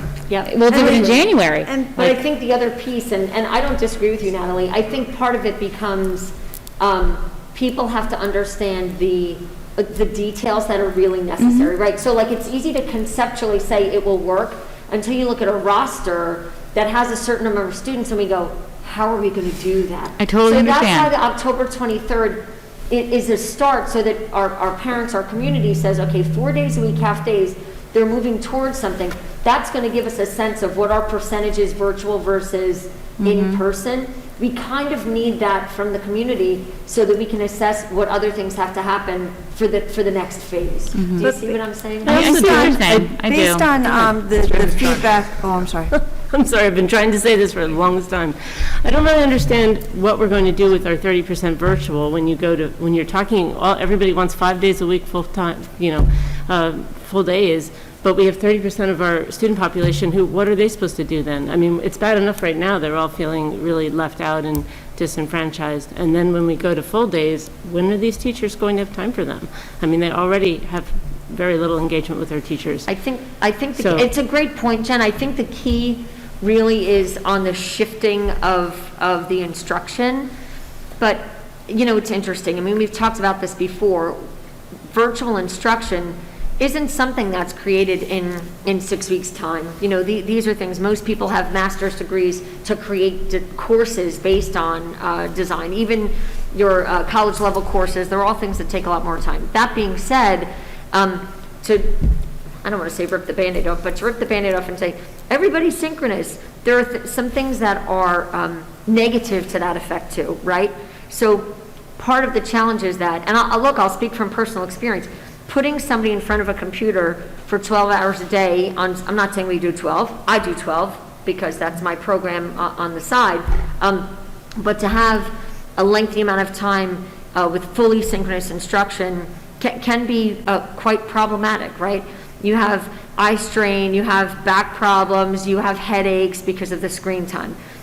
At the same time, I agree that we need more synchronous instruction, but it has to be balanced with the blended piece. I'm sorry, but I wasn't suggesting that you go to synchronous instruction. I'm just saying where you're going to have... But there's no other literally option. going to be nothing for that. Right, Nothing. I think Not synchronous and not, there's going to be no opportunity whatsoever for Okay, engagement. I guess I was envisioning that our virtual learners, we want to make them as part of the student body as possible, right? And I know that that's what I think our virtual kids are feeling, that they're not necessarily a part of things, and you're worried about the instruction. When will the teachers have the time to instruct them? Is that your Yeah, when I question? hear everybody talking about how, we can't wait to get our blue and gold team people, back to school 4 days a week, full-time, and by the way, can we make it 5 days?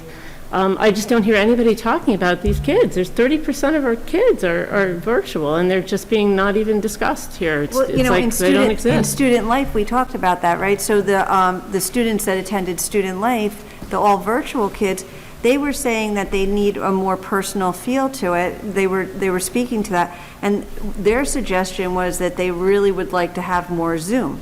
Yeah. Because they wanted that connection. So that Wednesday piece that you're talking about will help that, With right? all of them together. Right, But with these shorter days, they were talking about the short classes, the workload is like double the work. It's just very difficult.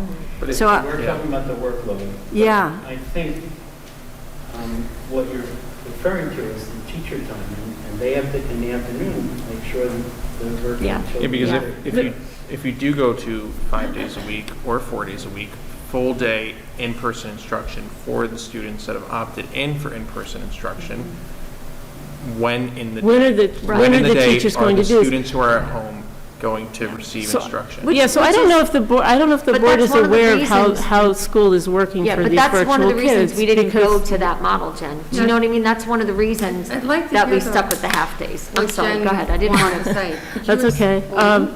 So the teacher autonomy idea and then not having back-to-back Zoom classes sounded, appropriate to me because that is exhausting and it's not the best way to learn and all of those things.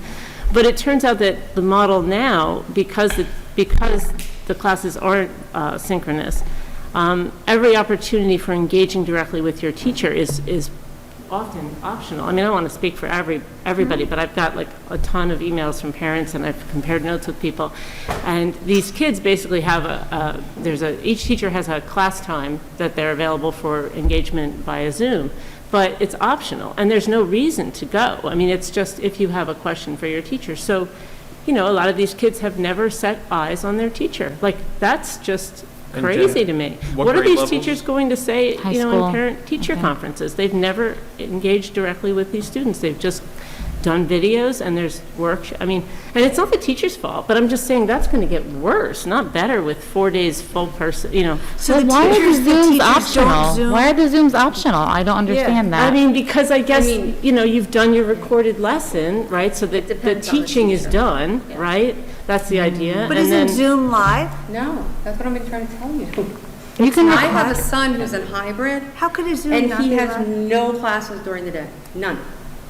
All of his are my just children have instruction, and he's have had hybrid. some So classes. I empathize with what you're saying, because he goes to school Thursday and Friday, and if he didn't have those 2 days, there would be no instruction whatsoever. So I understand what you're saying. I understand. I too, have because- 2 virtual learners. Okay, They do have, you know, some Zoom classes, but it's there's maybe like 2 teachers who do it, they stream this class live. It's because, and you know, it makes sense, because certain classes lend themselves to that and certain classes don't, right? You Zoom an English class, you know, you're watching a bunch of kids read silently sometimes, so that doesn't make any sense, right? But, so some class, it makes some sense, but the point is that there's just not the automatic engagement, and the kids have to take that initiative, and middle schoolers and high schoolers are not going to do that. They're not, it's like, Right, yeah, it's like going to your teacher at lunchtime, you know, they're just going, oh, I don't really want to. No, they're not going to do I that. think it's important to point out,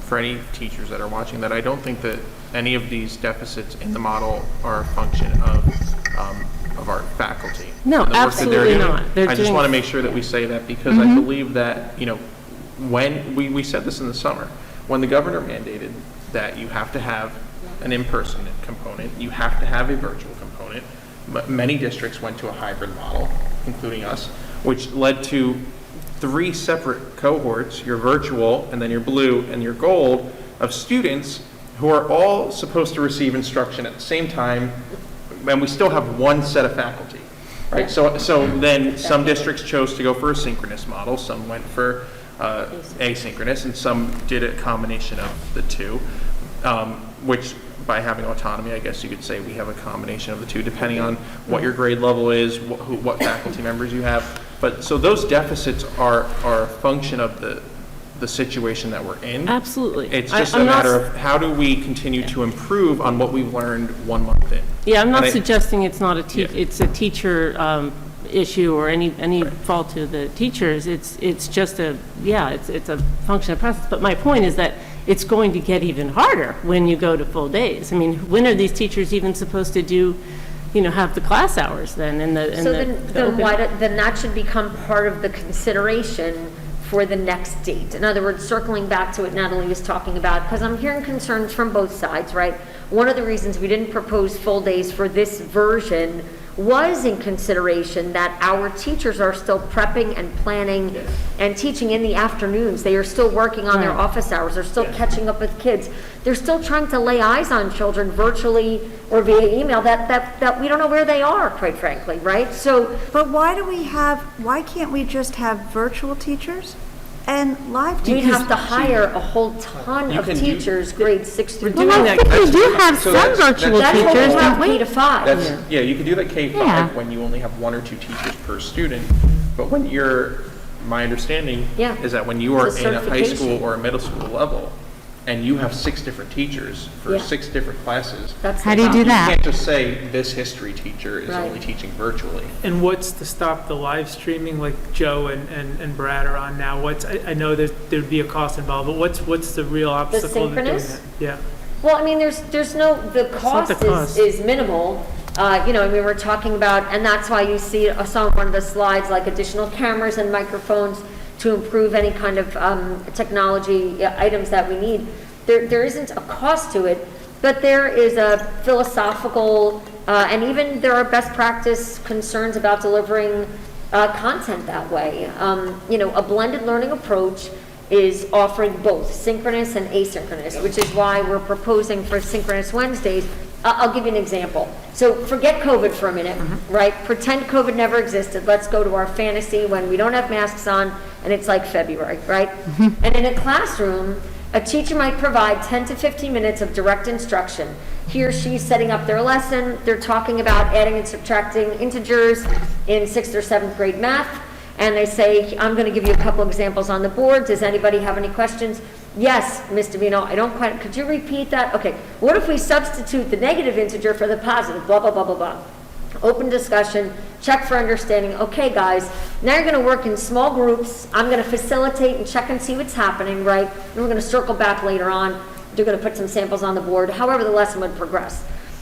The challenge is that with virtual, right, you know, there are all these blockages, and we could talk about that for hours, but in a virtual setting, if we're doing a synchronous Wednesday lesson, that model could be that the teacher has the scheduled Zoom open time, does the same thing. Hey folks, I'm going to model a couple of lessons. I'm going to give you 10 to 15 minutes of direct instruction. And then my camera, I'm going to be here if you need me, but you're going to, whatever, turn your camera off. You're going to work or go to Schoology, find this link, work on these couple of integer practice problems, and we're going to come back at the end of the class and you're going to show me what you know, right? So there's still the independent learning, which is the asynchronous piece that we are kind of expecting kids to do right now, which is where I think our families and our children are feeling challenged, right? The independence of logging on, forget all the technical challenges, and doing the work on their own without a parent or without a teacher, depending on the model, and then having the child circle back. So there's no additional financial cost to that, Mark, but the experts would say, I mean, I'm not a curricular expert, that I think the blended model has both the synchronous and the asynchronous. But I think what I'm proposing would work better than what I'm hearing is working now. What I'm hearing now is it's not working well. The theory of what you just said all sounded right to me before school started. You know, it all sounded right, but then the experience of the parents that I've talked to and of myself, you know, because I thought, well, maybe it's just me. Maybe I've got the only two kids who, you know, are just really struggling with this. But no, it seems that everybody's struggling with it. They're not, you know, maybe blended learning was not developed with this grade level. Like maybe all the research is more like college and stuff, because these kids have to have a level of self-direction that is equivalent to what I had in college. And you know, they have to decide to show up. And see their other classmates, even though they're not physically there, they see them there, just like Brad and Joe see us. And then sometimes they do have a synchronous class, and the first thing that happens is their video and audio, they get muted and turned off by their teacher. So they're, like one, you know, kid said to me, like, I feel like this, you know, faceless, voiceless, like, interloper in class. And I know that's not on purpose. It's probably because it would be distracting. Maybe they're worried about that's where background that noise, chat bar privacy. came We in. have Zoom meetings, we do that all the time, everybody mutes and then. Yeah, for privacy, right? And because if something, the dog's barking, you know, the teacher's probably concerned about that. But so it's legitimate. It's just that it makes the kid feel like, oh, what am I doing here? You know, and they're kids. They're not college. You know, they're not business people zooming in. Yeah. Can I jump in here? Sure. I called Ms. DeVino before our curriculum meeting this afternoon and expressed my utterly disgust with the plan that was put forth here tonight. If I were a parent and I was told back in September that in November we'd be going 5 days a week, and now this comes out, I'd be ticked off. I think as a district, we are failing every single one of our kids right now, whether they're virtual or whether they're hybrid.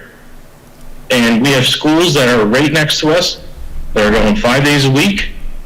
They are having lunches. They are not having any cases. And here we are, we keep on acquiescing back to something less than what we want to do, what we plan to do.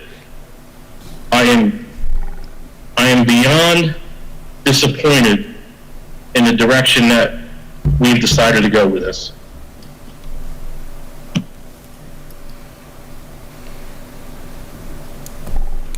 Well, I mean, did we decide this is it? Or are we having a discussion to decide what we're doing?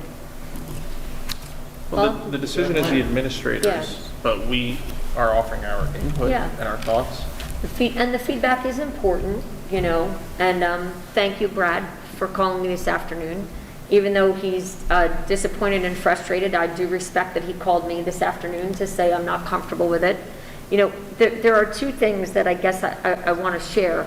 Part of it is that the frustration level that everybody feels has an impact on this, right? So, and Matt Shea is like the greatest technology person I've ever met in my life. I've worked with plenty. The stuff he has done, really, the stuff he has done and is continuing to do is far better than anywhere else. So we're very lucky in that regard, but I'm gonna give just a quick example. So I'm a parent too, right?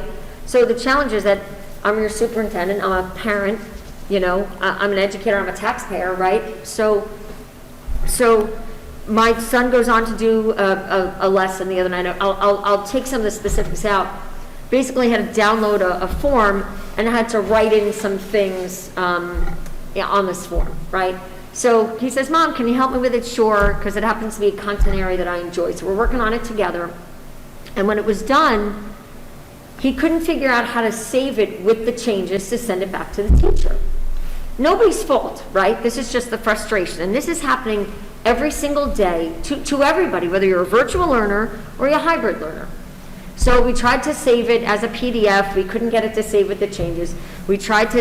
Eventually, I took pictures of it, saved it to a Google Drive, shared it with my son, who shared it with the teacher.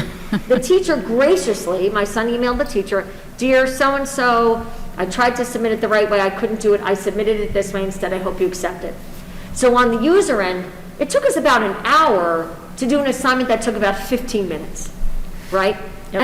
And on the teacher end, the poor teacher who usually is expecting to get that assignment via Schoology now has to check their email inbox and say, okay, so-and-so's assignment is here, and they've got to import that in and then do the grades. So my point is that there are so many barriers that create frustration, and then it becomes, it's not working. And I fully get that. It's not working. It's not working for teachers because it's a lot of work and they're working really hard. And it's not working for parents because they're frustrated. And it's not working for kids because they don't have enough time learning. But we knew that this was going to happen in COVID. And look, I mean, if as a parent, I agree with Brad. I'd love to have my children in 5 days a week. But I have to be cognizant of the other challenges. We still have COVID. We still have barriers. And that's why I'm recommending this at this point. But there's and it's other not districts, true that there there's haven't- other districts around us that have the same COVID and have the same barriers. But they don't have 3,000 children. And they've had cases. It's not true that there have been no cases. Frankfurt, High Point, Newton, Pope John, and Sparta have all reported cases. But they're still going to school. Yeah, They yeah, are. but it's And not, I mean, it's not I- true I that they just- haven't had cases. I That's just feel not that true. if we did have that plan in place, I mean, you know, parents plan for that and I know. plan their work schedule I agree. accordingly. So I now, agree. all of a sudden, the rug gets pulled out from under them, I know. and I just, Yeah.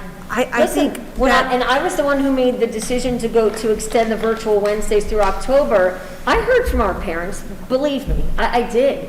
And I'm hearing from people who are like me saying, Karen, I work, like, what are you doing to me? We're hearing it every day. You know, so, why couldn't we try, and then if it didn't work, then we pull back? Why couldn't we do it the opposite? the only thing I would propose, if it would be to take the current discussion topic and bring it back to other committees in the district that are working on things that we need to put in place. So this isn't until November 13th or November 9th or November, right? But taking these things, bringing them back to the district reopening committee and saying, look, we're hearing from people saying we need to do other things. We just have to have all those things in place before we can make additional changes. I want it to be successful when we go to every phase. You We know what do I'm saying? too. I just, you know, when we're in student life and we're told by the students that they can't even bring coats to school, and now it's freezing out. Yeah. And these students can't even bring coats to school because Yeah. they can't go to a locker and they Right. can't carry it around with them. Right. I mean, did we overcome the coats obstacle? Because, I mean, it's darn cold out. They can. I'm sure they can carry them around. Who would say they couldn't? Natalie, I'm telling you, they, now they- Divider and then their backpacks. I mean, at what point? The kids and aren't. they Well, said they they can. can't leave them anywhere. Well, no, he said they could Well, carry them. We But, can't you know, let kids I mean, not I was get at the school high without school coats. this morning, and I mean, look, we are talking about, even the shields, like, can they put, I don't think they're gonna fit in the lockers, but there is discussion of, starting to utilize lockers, so do you know what I mean? So we're starting to open up all those different discussions. The other things that we're trying, for example, we're keeping temperature taking in the morning. Our administration feels like we can take the temperatures of 60% of our kids. If it takes 3 minutes to do 30%, it's going to take 6 minutes to do 60%. We need to make sure that our community feels that we're still doing those things. Parent drop-off. I mean, we have to try to keep those things in place as well. You know, I wish I had a better solution. I mean, are we keeping the windows open all winter long? Is that On the buses or in the classroom? in the classroom? Well, there's an option, remember, and Steve will correct me. I mean, the option is the windows can be open to circulate fresh air, or our unit vents have all been serviced, everything is working properly, and they circulate the proper amount of air with appropriate air circulation for what our facilities' needs are. No, I wasn't envisioning keeping windows open through the winter. No, that would be Well, terrible. the students are saying that the windows are still open, and, you know, it's been 30 Yeah, but that degrees. was student life last week, and the temperature really has dropped in the last couple of days. I mean, last week wasn't too bad. I mean, do you know, Steve, if the windows are staying open? Oh, at each of the schools? I guess Oh, the I can't- teacher I can't chooses, think of it's their it. classroom, Yeah, the that's- teacher opens the window. That's Yeah, if the easily- teacher opens their that's window, I easily, don't know. Adjusted or addressed, Yeah. Kelly. I mean, that's something we can circle back to. For I just- student and faculty comfort, I think, you know, although you're right, I mean, the air circulation is important for the decrease of the spread. All of the PPEs are really, really necessary. Could The we other go thing is back- the screens won't be in for a few more weeks, so Could that's we- the problem. Could we go back to the virtual learning just for a moment? Because I'm not sure I understand, like, what exactly are we going to do to make that a better experience? Because I've heard a lot about that, and I wouldn't know what to say in terms of exactly what we're doing to make that a better experience for, whether it be on Wednesdays or whether it be every day. Well, I think a lot of times we hear about the bad experiences and you don't necessarily hear about some of the better experiences as well. But I've seen a lot of progress with the teachers, and they've been transitioning to synchronous and they've been trying it. A lot of it is a learning curve with them as well. And sometimes it takes I said around 2 to 3 weeks where they're able to interact with the students via Zoom while they're teaching a live class as well. And I'll be honest with you, that's why we're looking to make a shift to the synchronous Wednesdays, so we get an opportunity for all the teachers to implement a lot of these tools. I know Matt's looking at ordering, I believe, microphones, and that allows them to communicate with the students via Zoom as they walk around the room. So we are looking to address that, and one of the first steps is making the Wednesday synchronous, so that all the kids are together, so that all the teachers are practicing a synchronous lesson or part of it. I mean, is there a, I guess the most common complaints that we've heard about the virtual learning? Is there like I don't want to say a top 10 list, but the biggest obstacles we're trying to tackle with that? Well, Again, I've only heard a few. The problem is K-5 is different because we have virtual teachers. When you get to 6 to 12, the struggle is that they have 30% of the students, 33% of the students are in their class, and 66% of their students are virtual. And it was a struggle for them to reach all those students at the different levels. They were given different assignments for blue, gold, and virtual. I think they've streamlined that process over the last several weeks, and they've been working on it. People have had different degrees of success as they move along, but a lot of them, like I said, I've been in several classrooms. I don't want to mention all the teachers' names, Right.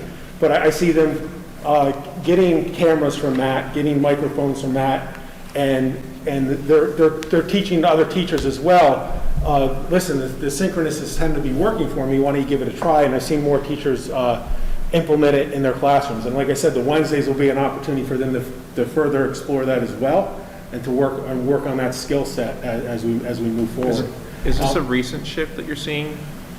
Because, I mean, we've been in school for about, what, a month? So when Well, like I said, it took them about 3 weeks to say, hey, this is working. I found that I got this camera from Matt, I got this microphone, and it's been working for me. And through those discussions that they have there in common planning, a lot of their peers are trying it in their classes as well and having success. So, you know, we've been in for a month, but it's probably been 3 weeks for them to master it. And, you know, trying to balance everything else, it's just a little tougher. But I think with these Wednesdays, it's going to be, okay, Wednesday, this is when we're going to have to do some of. What about the students? Shouldn't all of our teachers have those cameras and microphones and then? Well, you have different degrees of clarity, whether they're using one on their laptop, whether they're using a bigger one that has higher clarity. And like I said, the biggest struggle was, how do I teach my class and answer, and this is, you see these complaints all the time too, how do I answer questions on my Zoom? That was a bigger struggle. You're usually used to engaging with the people who are live in your classroom. So some of those questions aren't audible, they're in the chat. Right. You know, so you're have to check the teaching, chat. and then you're trying to check the chat. So it's been a real big learning curve for everyone to go through, and you know, issues come up and we're trying to address them as is. So a month in now, teachers are hitting their stride, they're finding best practices, you know, they're all working like crazy to figure out these things, and they're sharing. So now through this, the collaboration has been, oh, here's what's working for me, or here's what's working for me.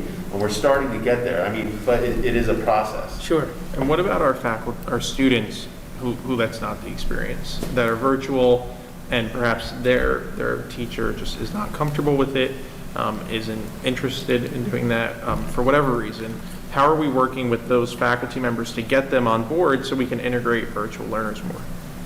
I mean, I can't say I've had any teachers not be interested in it. Okay. You know, everyone I think is really trying their best. They have the best intentions in mind. Everyone's working hard. You know, anyone who's struggling, we have blended learning specialists in each building that are working, offering professional development. I mean, every day there's new emails Publish a coming video out. on look for's and what we're going to be looking for. Right. Any kind of observation or just stepping in. So we're looking for best practices. So we've talked a lot about what best practices might look like. Right. And you know, administration is popping in, helping out. Colleagues are helping out. It's really identifying the teachers who are struggling, people reaching out, and then getting them to that point where they are comfortable using some of the technology that's working with best practices.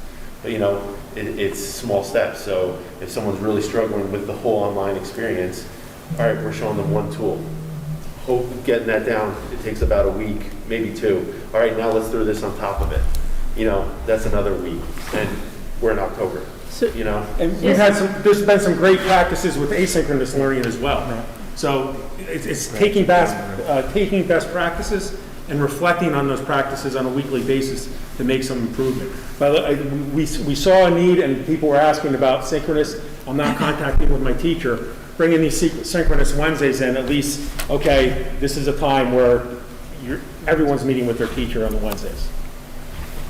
And one of the things I heard from teachers, I don't know, maybe this is just a couple of people, but is that when they do have Zoom calls, kids don't show up. So now maybe that will be mandatory on Wednesdays, so maybe that will help I address agree that with as that. well. I mean, obviously, the difference, and we've talked about the Zoom calls, is when it's optional, kids are not opting in. Either it doesn't work on their schedule, they're afraid to ask a question, and if it's mandatory, parents don't necessarily know. Because in the old days, you'd send your kid to school and you'd say, how's your day? Fine. And that was, you're assuming that connection, right? Parents are working either from home or not from home. They can't necessarily monitor the mandatory.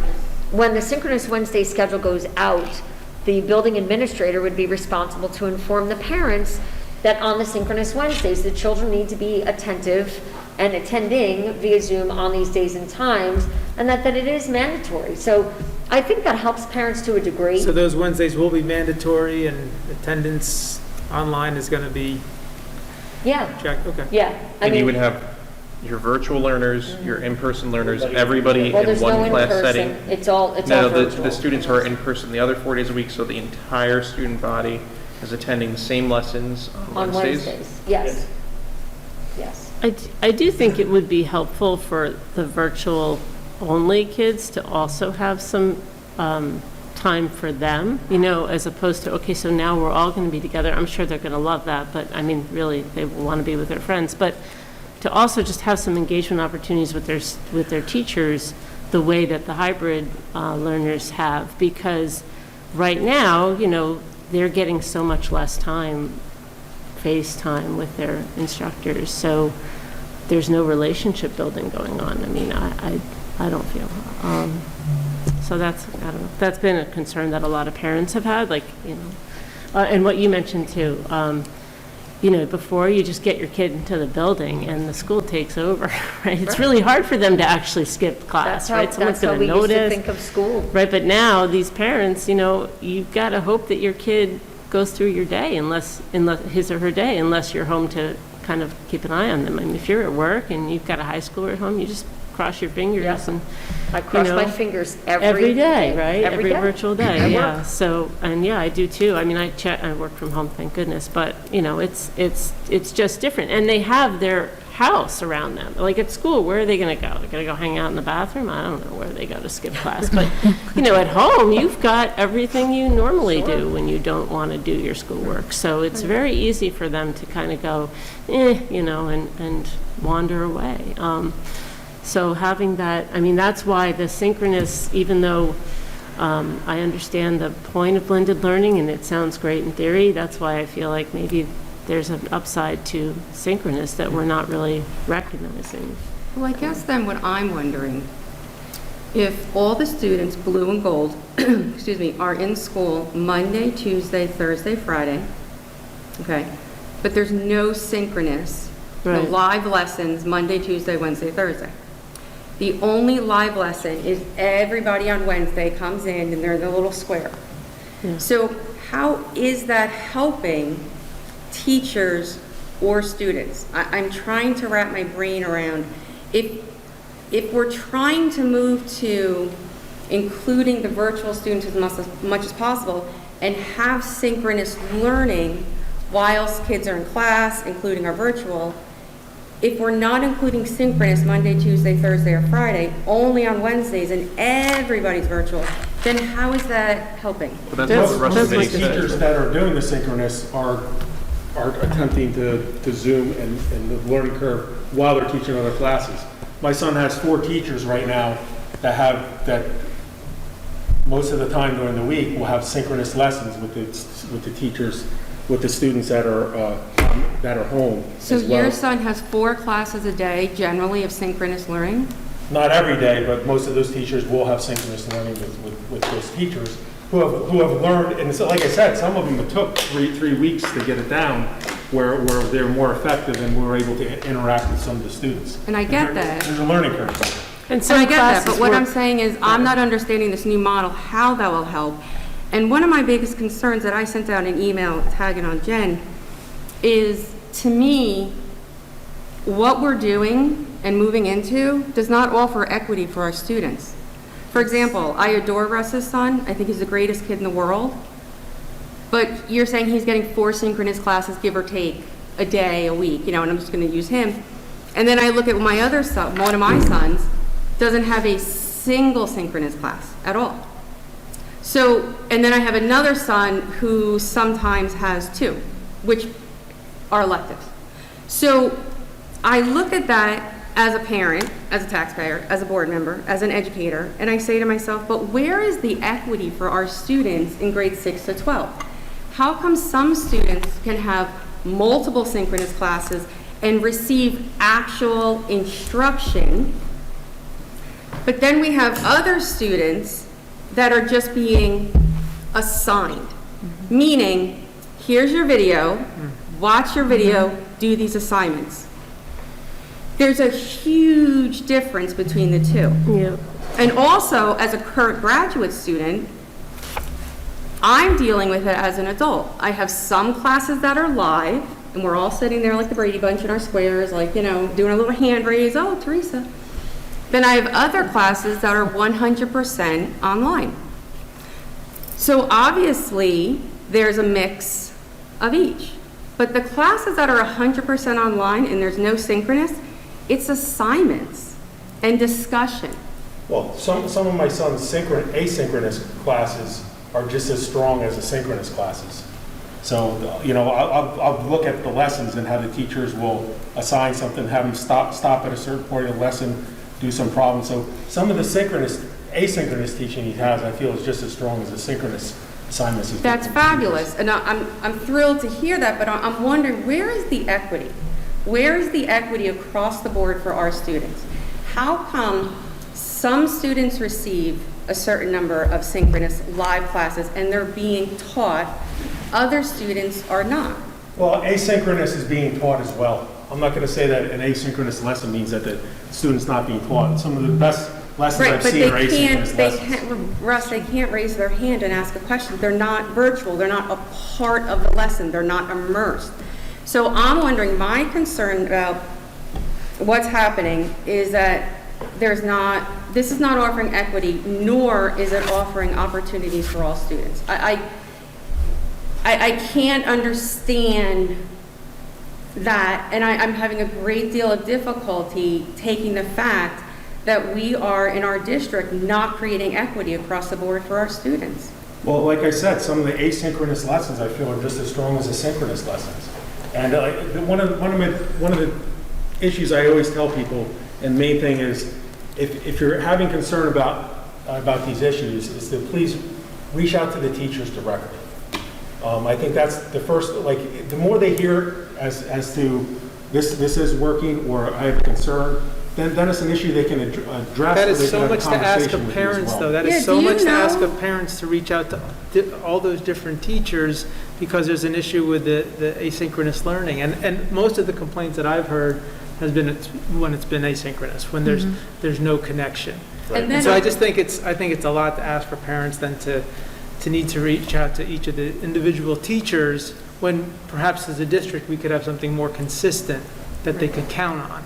I don't know. I mean, I've had experiences where synchronous learning wasn't, fabulous too. And in fact, a bunch of the kids who weighed in to me said that there were things like that they liked better about asynchronous, like they can pause a video and take notes, and sometimes you can't hear the teacher talking. I mean, that'll be addressed maybe with the microphones, but neither thing is perfect. It's not No, I like agree, but Yeah.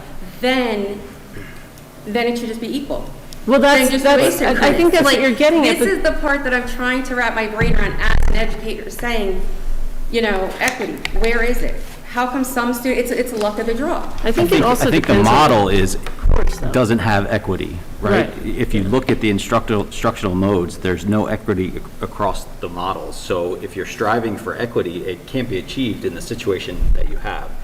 The online instruction is not the same as in-person instruction, which is not the same as hybrid instruction.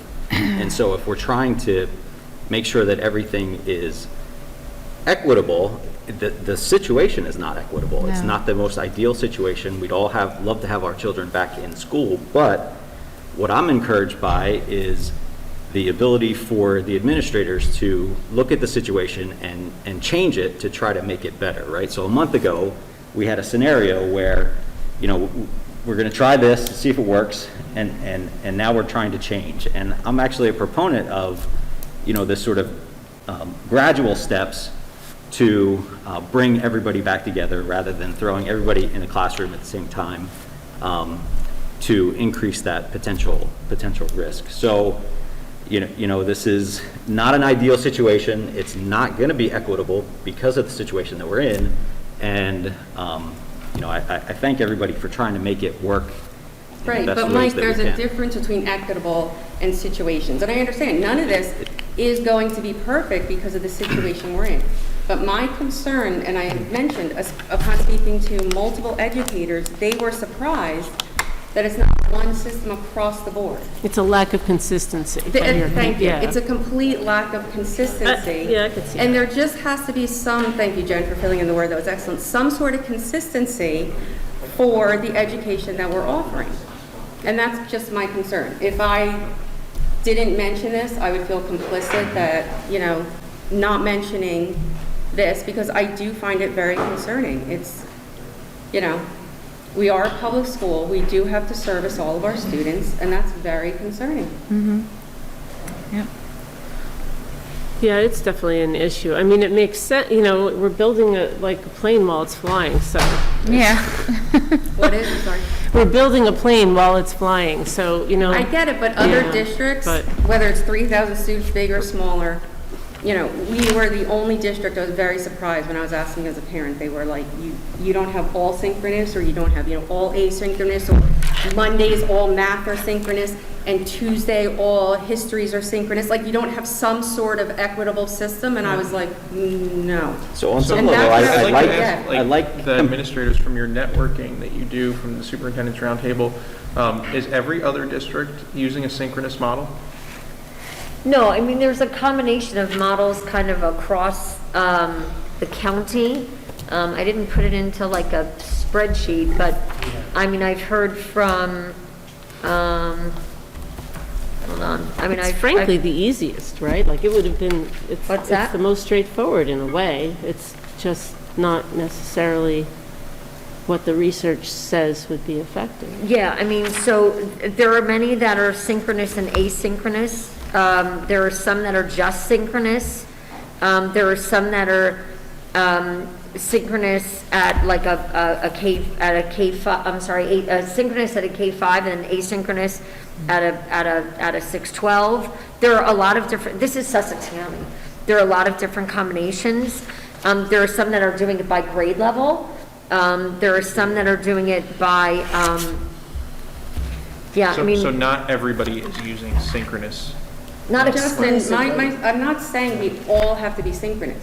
Right. What I'm saying is that we have to be able to equal out the education to some degree. I'm not saying everybody has to do synchronous Monday through Friday in front of the computer for every single class. But how come some classes are synchronous, or let's say 4 days a week synchronous, but then another group of students in the same subject don't get any synchronous instruction? Yeah, like I have We ident- just have to find some sort of happy balance in the middle.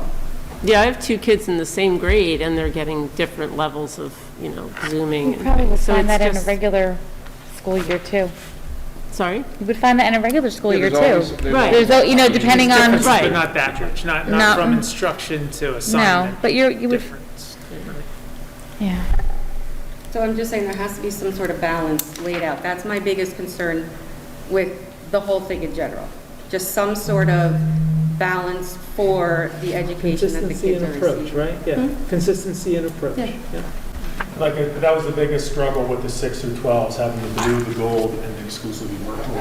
In stage 2, now we're talking about 2 cohorts of the students that are coming to school in the virtual. So it's none of this is easy, but hopefully that'll be a little bit of one less cohort to deal with.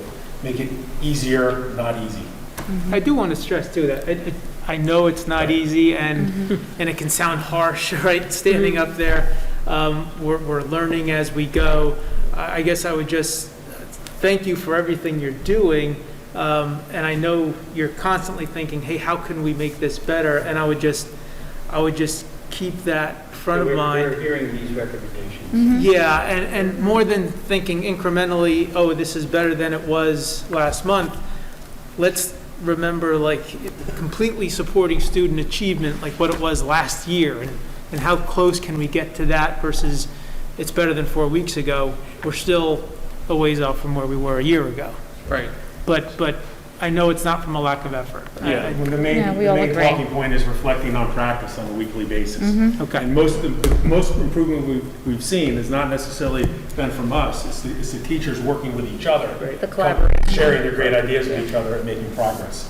And right now, we're going in a lot of different directions, and we're hopefully, hopefully sooner than later, we'll be able to make more progress with specific people who are asking for it. And it is a community problem, and we need to face it as a community. So it's not a you thing, and why aren't you doing this? It's an us thing.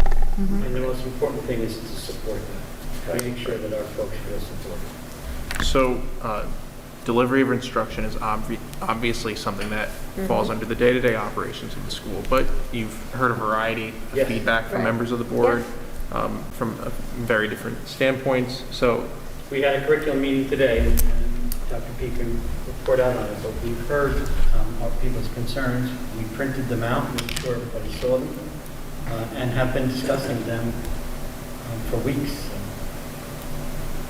does anybody have other questions on this plan at this point in time?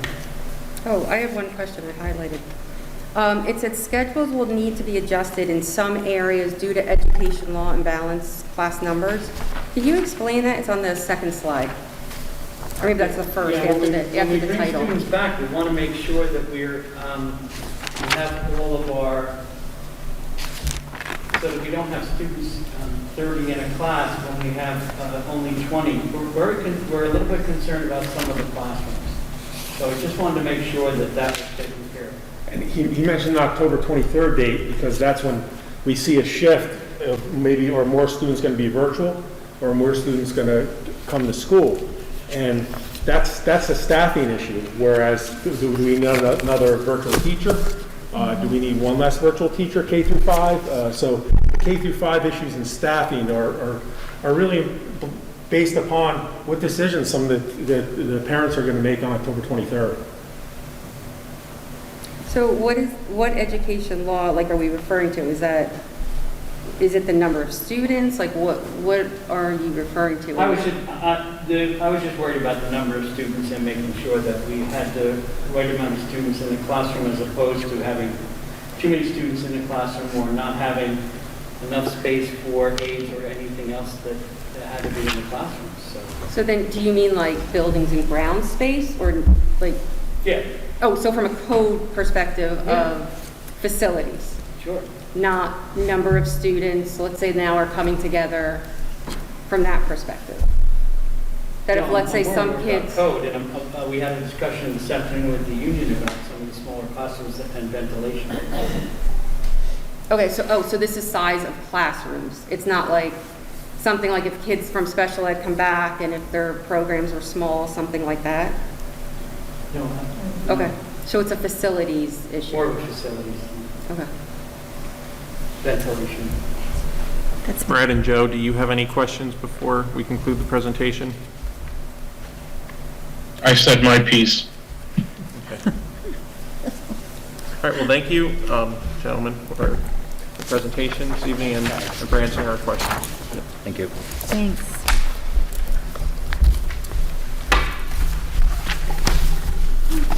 Item E is public participation limited to items on the work session agenda and any student comments. If members of the public who are attending our meeting through the live stream would like to submit a comment to be read into the public record, they can do so at this time, and then we will read those comments into the record. We'll begin first with members of the public that are here in person to give you an opportunity to type your comments. If you'd like to submit a comment, please state your name, part of town, and you have 5 minutes. Thank you. We'll start with Vicky Smith, I am with Walpole Section Environment. I am a high school teacher environment, and I am president of the PEL. Perhaps you didn't realize it, but the conversation that I just heard, we're not doing enough. And I know you don't mean it, but I know my members, I am sharing with you tomorrow the results of the survey. I shared them with Dr. McKay and Ms. Davino, just to get our side of it. You used the phrase, we're flying with plane while we're building it. I use that phrase. And it's not a pick up everyone. No, listen, I hate the phrase because that's what happens when you crash. You can't do that. You crash. We are busting our butts. We are working hours upon hours upon hours. It's not enough. You asked about, and I'm sorry I laughed out loud. Well, don't we have access to cameras and microphones? Yeah, I just bought one off of Amazon. Luckily, I had some direction from that, and now they're going to be providing more microphones. But that comes out of our pockets. We need things that comes out of our pockets. We're bending over backwards. Please understand this. We are trying our damnedest in this horrible situation we are in. We would love to come back 5 days. I would love to come back 5 days and we can go back to my teaching career. I wasn't hired to be a voiceover specialist, an actress, a computer whiz. We are doing the best we can. Please understand that.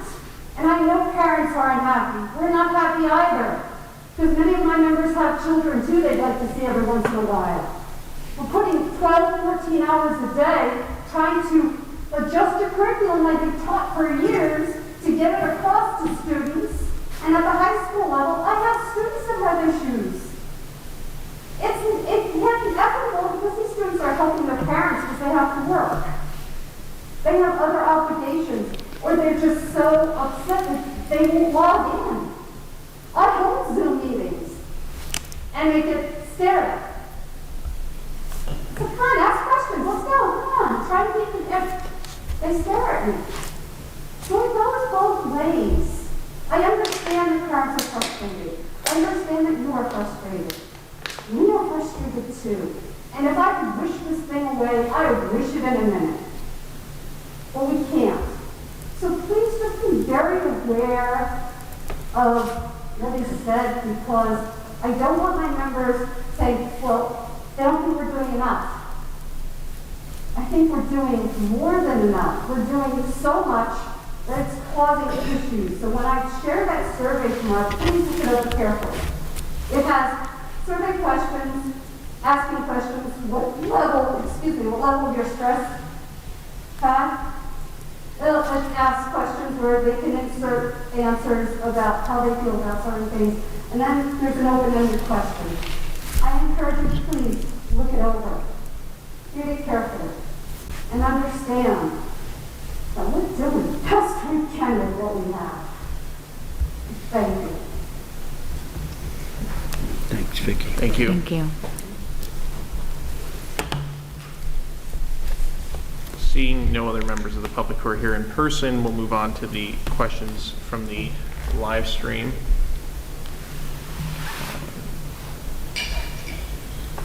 Do you need the link? Yeah, do you have the link, Matt? No problem.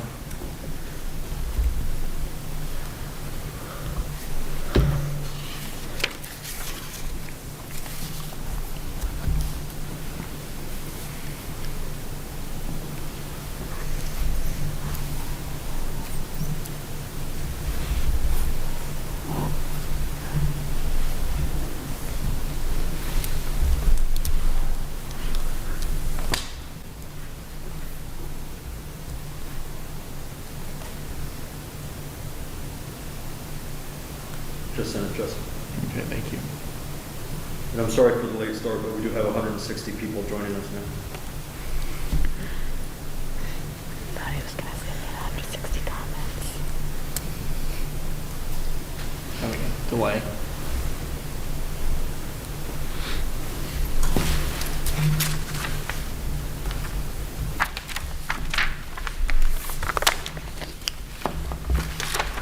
You sent that over email, Matt? Yes, sir. Okay. It's a shared doc though, right? Yes. So then I'll just try to find it in the drive.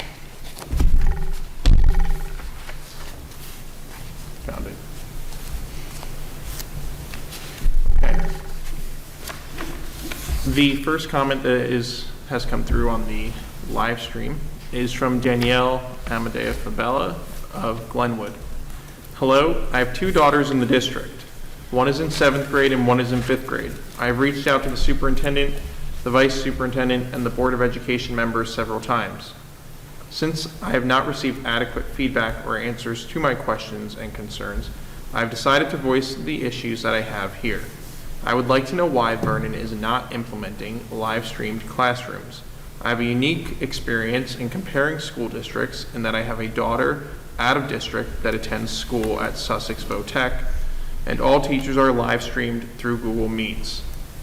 This technology has proven extremely effective. I would like to know why Vernon is not implementing this same technology for our children. Thank you.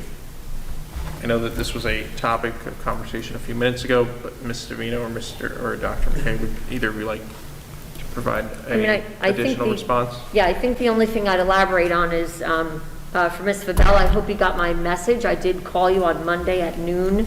I was hoping we could have a conversation about your emails. One of the things we didn't name, but part of where we are now is teacher autonomy. And we're trying to, like Mr. Rogers said and like Mrs. Smith said, we're trying to embrace our teachers' strengths and allow them to make the decisions that they feel are best in delivering the curriculum for their children.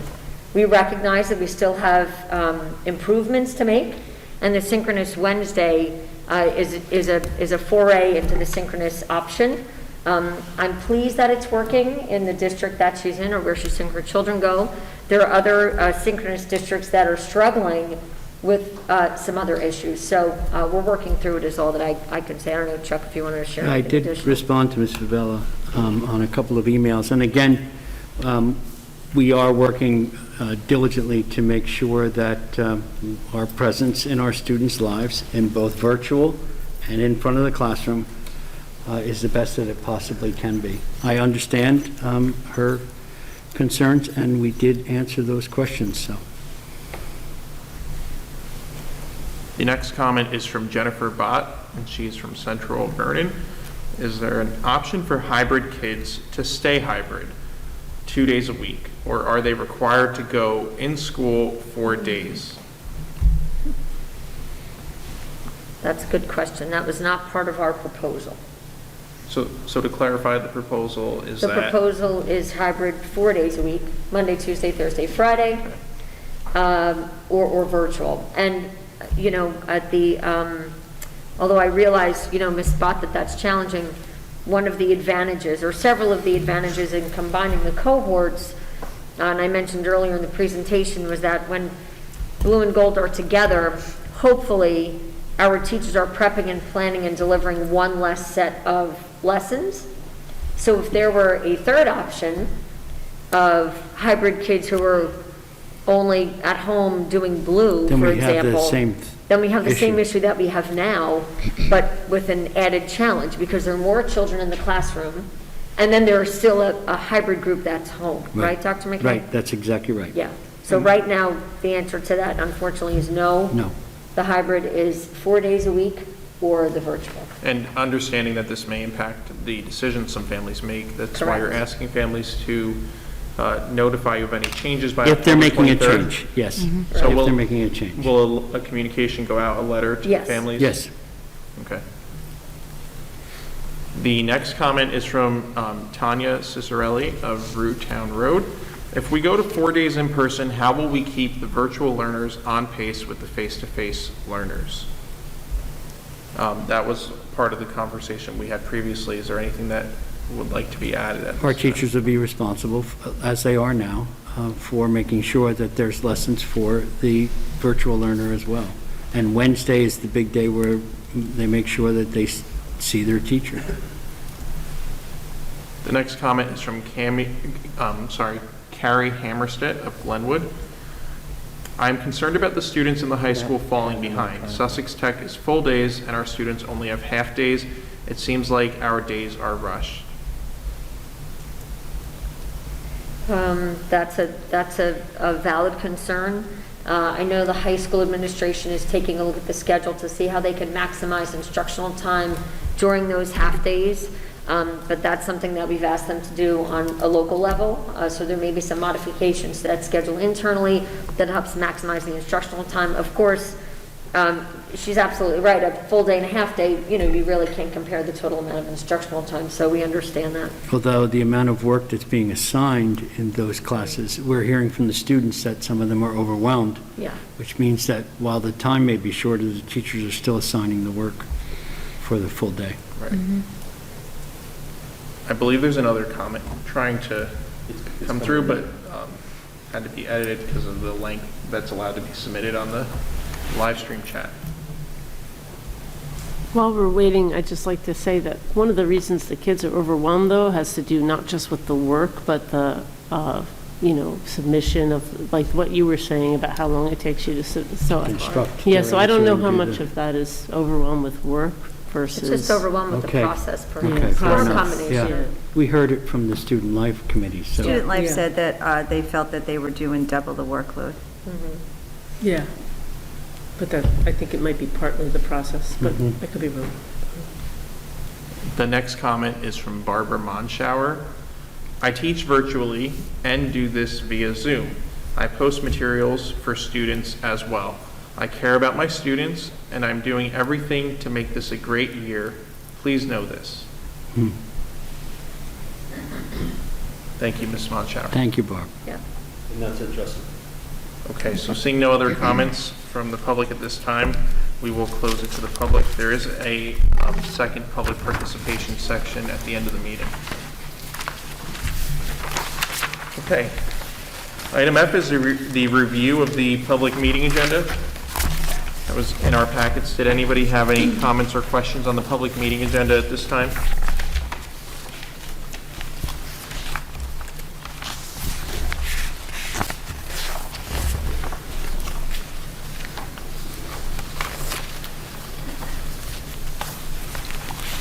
Okay.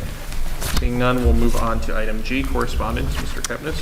Yes, we've received correspondence from an employee regarding a medical leave of absence, and from our very own Mary Grace Brannigan regarding her resignation for retirement. She will be missed. Thank you, Mary Grace. Thank you. Item H, Mr. Vino.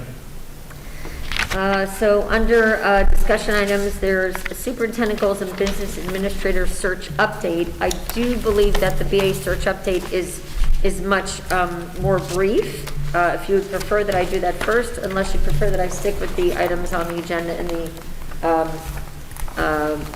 order that they are listed. Well, why don't we, it's your report. Yeah, okay. You know what, then, thank you, Mr. Annunziata. Then I'm just going to make a brief remark about the business administrator search update, just to keep the members of the public and the other members of the board informed. We have a 4-person board committee. The members of the committee are Mr. Annunziata, Mr. Chili, Ms. Mitchell, and Mr. Sweeney. They are assisting myself and Dr. McKay with interviews of business administrators. We've had about 21 applicants. I'll get back to the reason why I said about in just a minute. We granted 8 interviews. 1 person had received a job already, so we scheduled 7 interviews. And when I said about, the reason I wanted to clarify that is that when we posted Mr. Kepnes's vacancy, we posted in several different locations, but they didn't all go in at the same time. So the one that was posted on njschooljobs.com closed at one point, then the ones on New Jersey, Pennsylvania, New York, ASBO closed at another point. So the last closure, I think, was October 2nd or 3rd, which is Friday or Saturday of last week. So we could have a couple of more applicants that are rolling in that have closed from that weekend. But what I will say is that I appreciate working with the board committee. We created questions based on an analysis that Mr. Kepnes provided of the business office, as well as feedback from the members of the committee that are conducting the search. We would anticipate not only completing level 1, but then moving to level 2, probably the 3rd week in October, and then hopefully doing the other things that would happen from there, which is making a final selection, checking references, and of course presenting a candidate to the board. So I can certainly take questions, but I can't disclose too much information about the candidates that we've seen so far, or the folks coming up. Are there questions? Or did any member of the committee want to add anything that I missed, perhaps? No. Okay.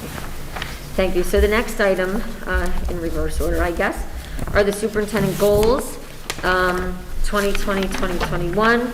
I did borrow the format that we used for the board goals last month. I fully expect there to be many revisions and iterations of this proposal because last year and the year before, it took some time to get through this. I don't want to read everything word for word. Maybe I'll just go over some key points unless people have had an opportunity to look. They were included in your packet. Goal number 1 is new. This is in direct relation to the discussion we just had, which has to do with the COVID-19 pandemic and the various stages of reopening. The 3 major categories are: 1, which took up a lot of our discussion, which was ongoing assessment of the teaching and learning needs of the teachers, students, and community. The second one is the ongoing assessment of the safe operations of our schools during COVID-19. And then, of course, the important piece, I think, of establishing and maintaining regular communication with district stakeholders. I included this goal because it's paramount in what's happening in our schools, but it's also somewhat unpredictable. So that was why I chose the 3 categories I chose. Instruction, of course, the safety of our facility, our faculty and students, and communication. Did folks have recommendations or proposed adjustments to goal number 1? I just think it's good that it's called out as its own standalone goal, because it's definitely going to be the focus of this academic year. Yeah. Okay, goal number 2 is similar to the board's goal, and this was one that I believe was partially met last year by me. So drive student achievement and academic success across the wide range of needs within our student population to ensure the growth and development of the whole child. Many of these items are nearly identical to the board goals that we talked about last month. I think, and I didn't have the final board goals document when I was doing it, so the wording might vary. The one thing I did add, so the first one you're all familiar with is curriculum, examining courses, electives in district to look at emerging trends, budget, enrollment, staffing, curriculum needs, and state and federal requirements to determine possible changes to offerings. Second one is extracurricular, examine current offering of sports clubs, activities in district to ensure whole child development opportunities are available across a wide array of interests. I did add, at least for me, bullet C, analyze the trade-offs are applicable to continue to support co-curricular activities for students. Unfortunately, based on our budget discussion this evening and with our auditors, it may be time that we have to start talking about how do we continue to fund these programs. I mean, Kelly, I think your suggestion of an ad hoc committee is excellent to look at, generating revenue streams. But we are at the point, I think, with the state aid loss going all the way through 23-24, that we do have to take a look at how do we continue to support co-curricular programs for our students. And of course, the third one is continued analysis of the Glen Meadow and VTHS VSA approaches initiatives as discussed by the board at the last couple of meetings.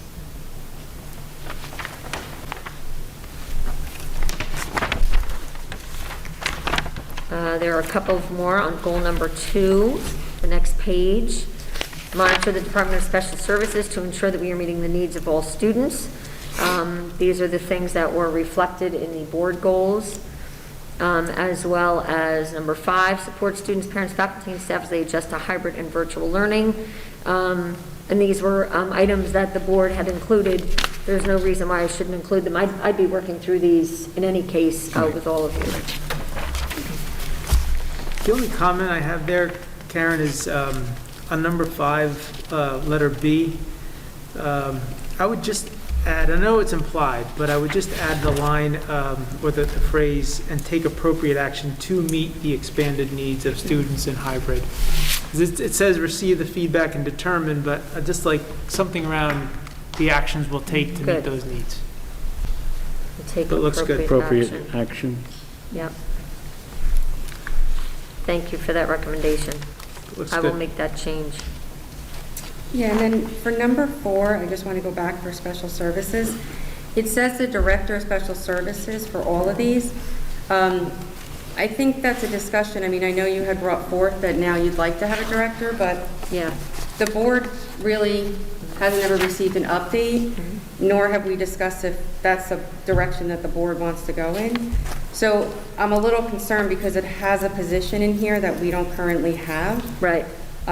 We are getting an interim, but we just don't know, going forward. So to have the Director of Special Services, we may not have a permanent Director of Special Services. So to have that in a goal, I'm a little concerned about. It's not a conversation we had yet.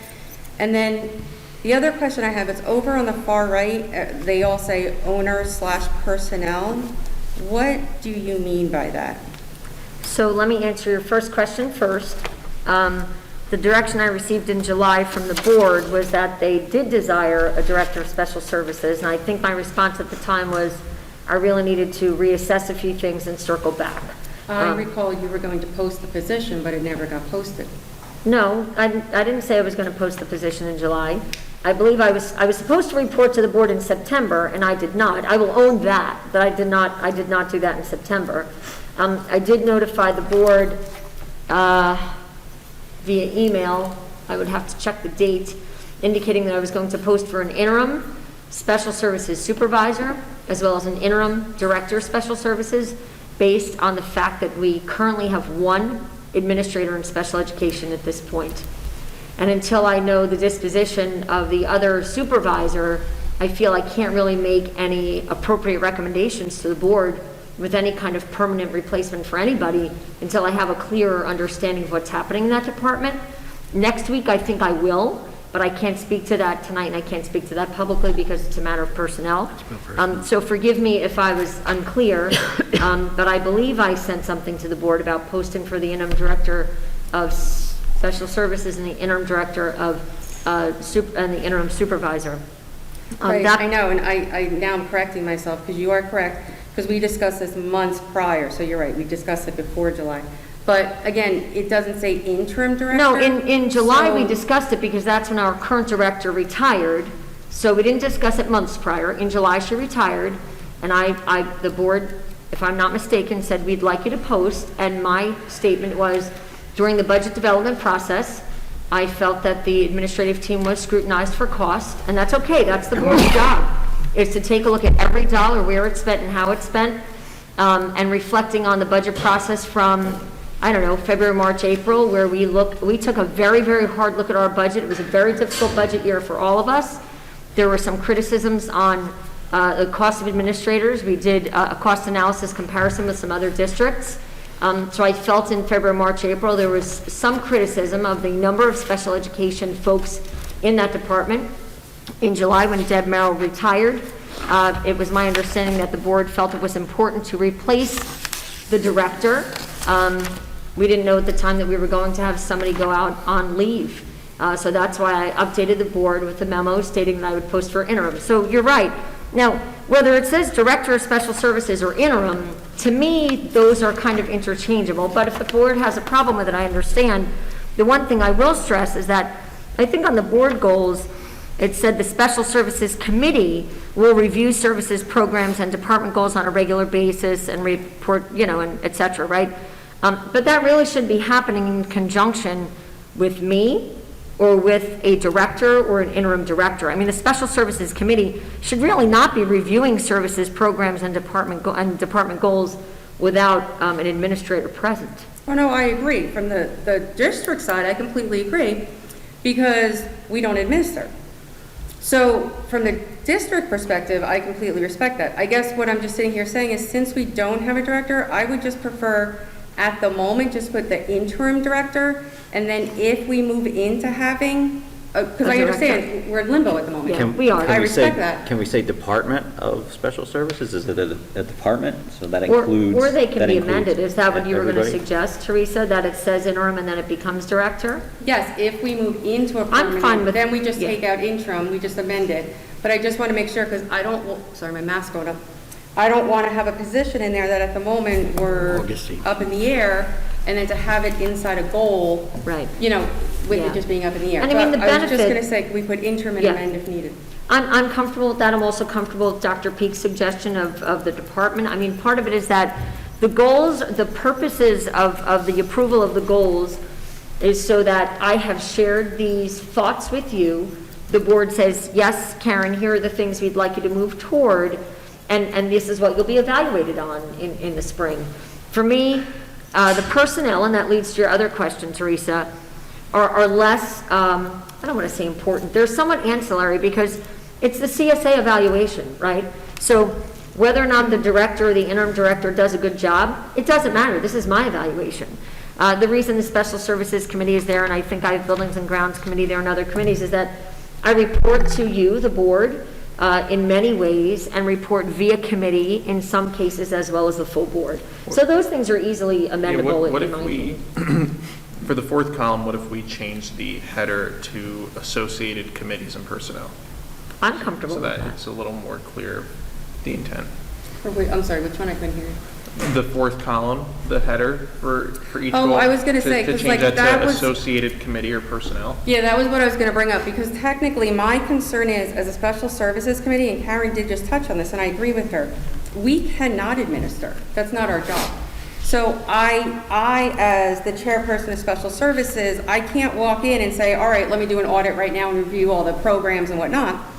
I have to, excuse me, understandably, reach out to the superintendent, and then, you know, from the special services committee, you know, I have to go and say, can we please have this information, because we want to look at it, the committee, from a financial perspective, from a whatever perspective, and whatever information they give us. So my concern was, when I saw owner, I'm willing, as the chairperson of special services, to be the owner for the district, because that's, I feel, as a board member, my job. I'm an owner of that goal as the chairperson for that particular one. But you're right, I just wanted to touch on changing that, because technically, we can't do your job as an administrator, and so we can't be an owner of this. And the Special Services Committee, and I can't speak for any other committee, this is the one I chair, we can be the owner of district goals, but we can't be the owner of the superintendent's goal. We collaborate with the superintendent, we collaborate with the department, but that's Since not it's it. really a memo field, Right. you know, I think just calling it the associated committee or personnel will make that more clear. Perfect. Thank you. Next goal is number 3, which should probably be goal number 1 for all of us, because it's such a huge challenge. Exercise fiscal responsibility in order to optimize the district's limited resources towards safety and student achievement, while continuing to pursue additional sources of revenue to fund what's possible. Again, these are repeat indicators from the board goals. There are 2 items that are a little bit different than the board goals. I believe they're on the second page under goal 3, continued. Indicators of success, letters C and D. I know you think I've lost my mind, but I'm going to continue to pursue the international student program. You know, look, to be honest, for me, Absolutely. we have the SEVIS approval. We never thought we'd get that approval from the government, right? So what it means now is, it's me making lots and lots and lots and lots of phone calls to find an agency who wants to work with us. And that, to me, is nothing if we manage to get a program running even in subsequent years. So anyway. I would just suggest that you put that as the indicator of success, because I don't want you to set yourself up to fail here. That's why I did pursue. Do you know what I mean? Like, yeah, but that's so ambiguous. I mean, Yeah. literally, if it's just finding the agency that we will work with, I'd be that granular, so Yeah. it's. Identifying the A agency. year from now, we don't expect more, right? exactly. I think that it's very appropriate to continue to have that goal in here. I think if we learned anything from the auditor recommendations Oh, my tonight, is that goodness. this is a problem that is not going away. Yep. Spend That less even when we revenue forecast out streams. 4 We're years, going to need it. that this is going to, that pursuing additional revenue sources, as Kelly said, is critical. Yeah. And I could only hope that 4 years from now, we can be in a more normal place as a society. Sure. Me too. Yeah. So. Yeah, I appreciate I that agree. recommendation. It's financially responsible. Yeah. And then the letter D is kind of an extension of that, and I've just, and I'm certainly willing to change the language. Identify program areas where tuition might be generated to offset decreased state aid, create a plan, proposal, and report to the board. So the measurable piece is to work with Nathaniel Simon, our attorney, where she might advise where we are doing things appropriately, but also create some, program areas where tuition might be generated. And my first iteration is to put, give the proposal to, my goal, I guess, would not be to have it up and running, right, because that would be foolish. Right. But at least to put something together and make sure that the board is aware of that plan. And then the board, of course, would give me direction, right? We don't like it, we do like it, it's not gonna make us enough money, whatever, So right? it's option generation, Yeah. which is really what you'd be accomplishing at this. I just want to make sure that you're not putting I know. the Hail Mary out there, and Setting if it's yourself not up. complete by spring. Right. Yeah. That's why a plan proposal would be probably the most that I'd be able to achieve, I think, at this point anyway. And I could meet with her and she could say, there are very limited options, right? The last one is goal number 4, only because I think it's important to continue to keep it there. And the goals also hold me accountable, right, for my own work. So, you know, I mean, this year is a heavy year for me at UPenn. Right now, I'm working on my introduction, research questions, and rationale for my dissertation. This whole school year, I'll be working on the lit review framework, research design, data collection, timeline, proposal hearings, and all kinds of other fun stuff, but it's really invigorating work. I think one of the recommendations last year was, you know, how to bring some of that back into the district as much as possible. And I did do a lot of things with the administration in utilizing texts, articles, case studies with them. In fact, our ethics council at the middle school was modeled after a text that I received at UPenn and the inspiration of one of the professors. So anyway, I need to do more work in that area, and that's why I've included it for the board to continue to measure me by. I don't have anything further. Do board members have questions about the superintendent's goals as they stand now? Do the non-conflicted board members who are going to be using these goals for the evaluation have any modifications that they want to see made prior to approving the board goals? Just the couple I mentioned. The ones that we talked about. I will take care of them. Is everybody comfortable with voting on the goals next week? Okay. I'll make the changes and Yeah. submit them. Okay, thank you very much. Next item are recommendations under superintendent. They're on the bottom of page 2, the top of page 3. We have a motion. We I'm skipped sorry. Oh, the demographic study? I'm Yep. sorry, yes. Demographics. Oh, the demographic study. In the folder that you have in front of you, and Mr. Sparta, Mr. Sweeney, I have folders for you.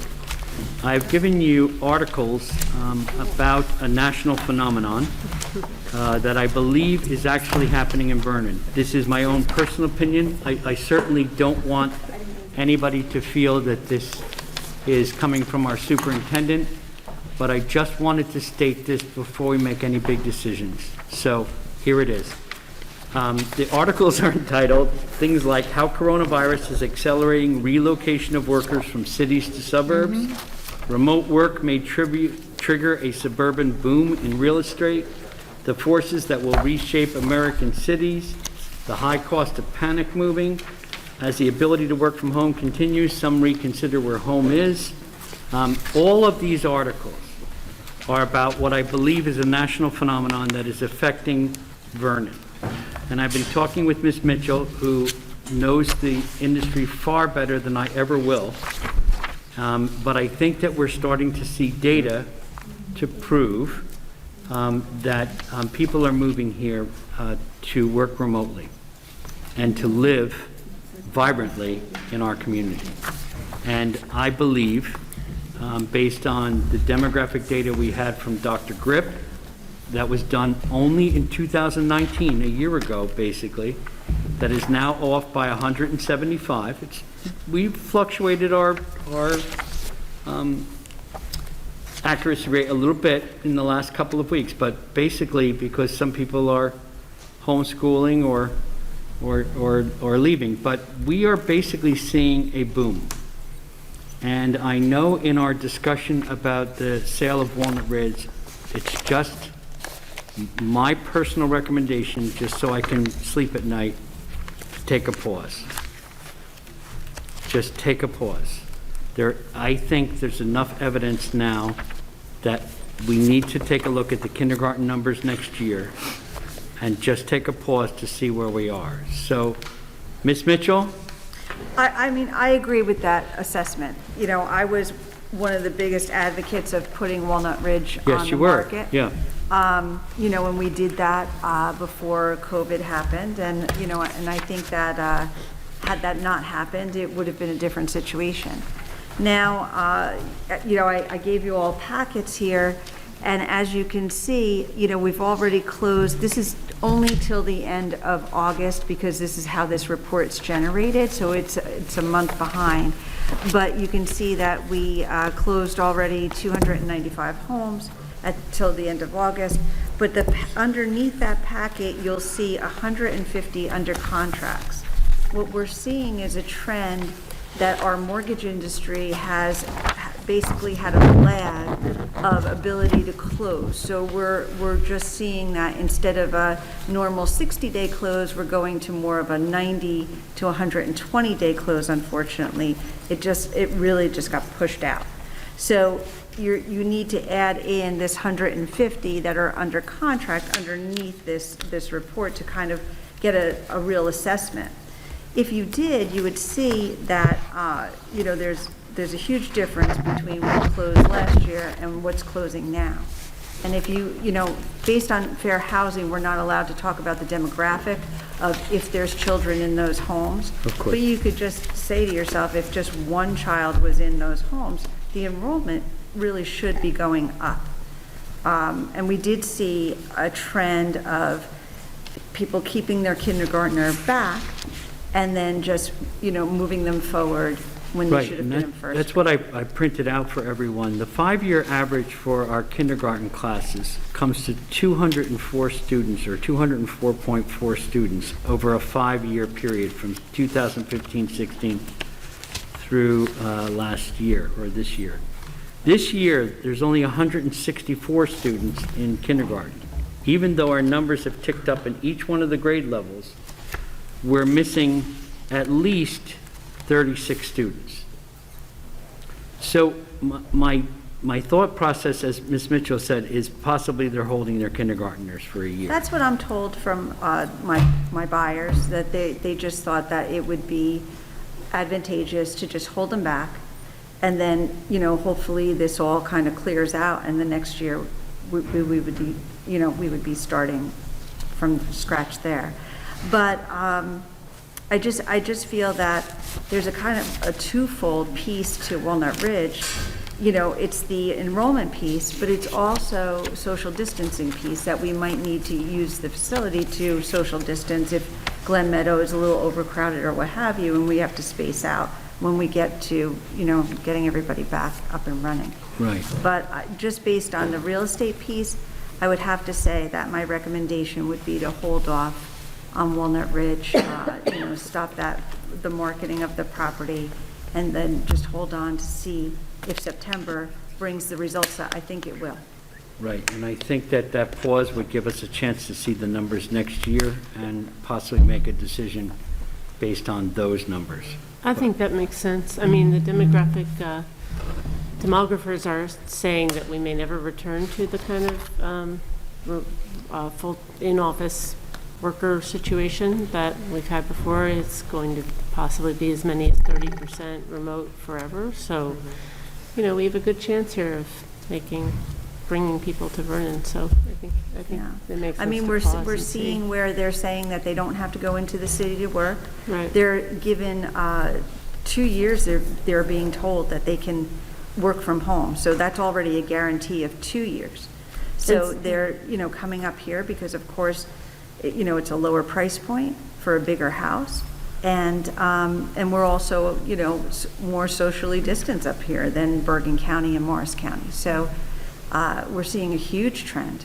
And some companies are ending their leases, and my husband is being told he could possibly work remote from indefinitely, permanently, because it saves them money and it helps them socially distance at work too. So. One of the good things is that if the board decides to wait or to take a slower approach to this process, is we're still saving money by the moves that were made last year. So we've still eliminated overhead costs by consolidating our students for at least this school year into one building, as opposed to having the pre-K program separately.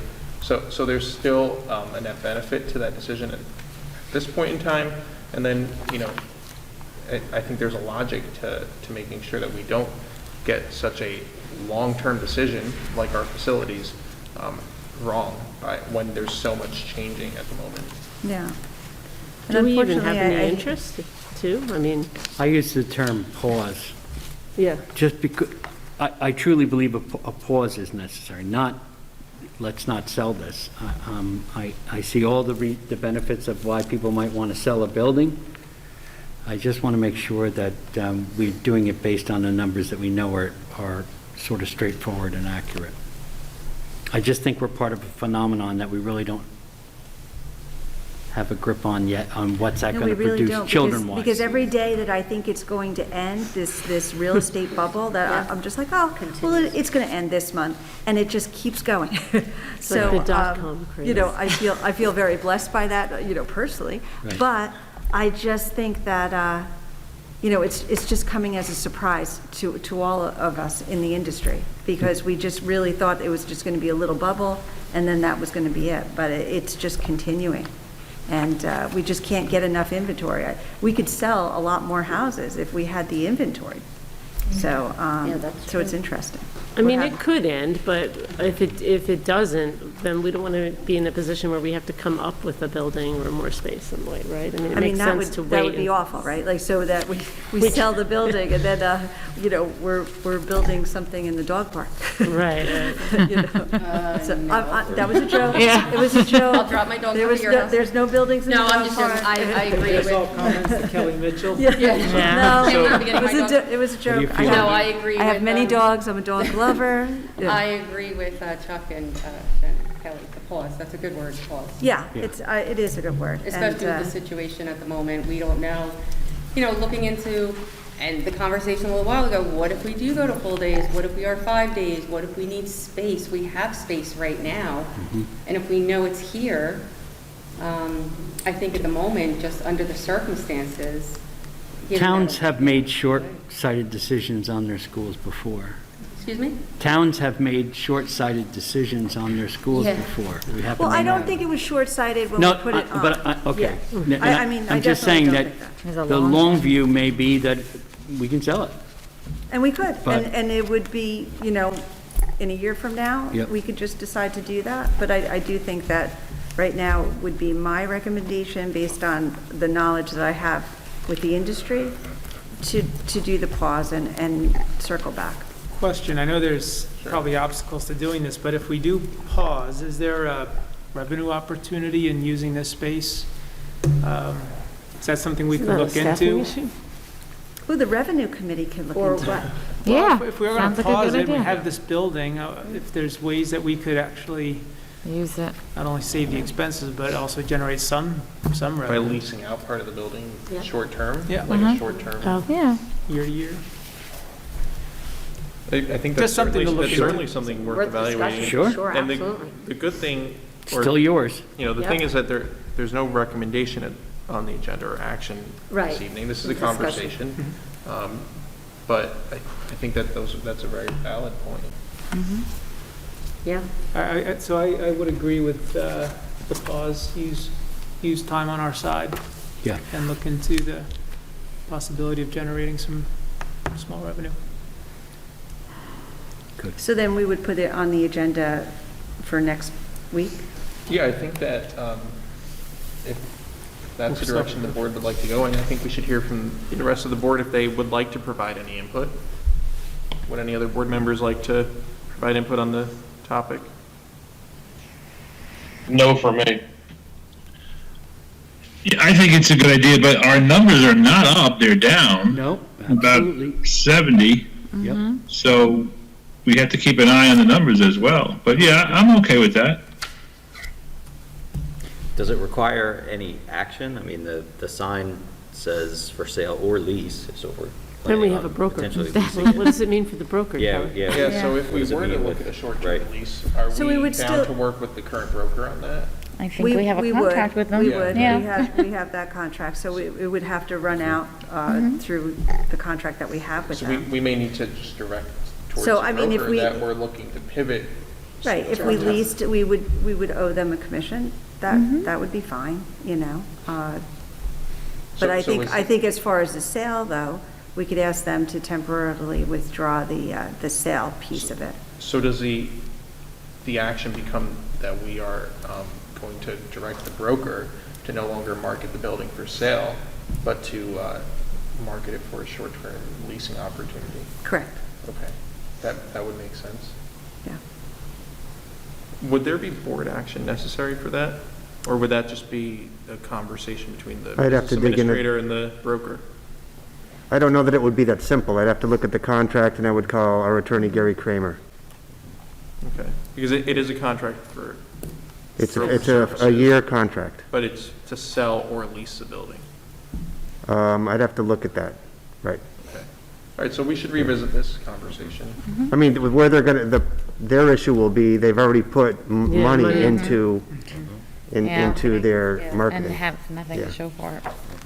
So, but I'll make Yeah, the but call. It's fine. You're being forthcoming to them and saying that, if they did work with a buyer, we don't have any intention of selling it at this juncture. So you're saving them the time and effort of that.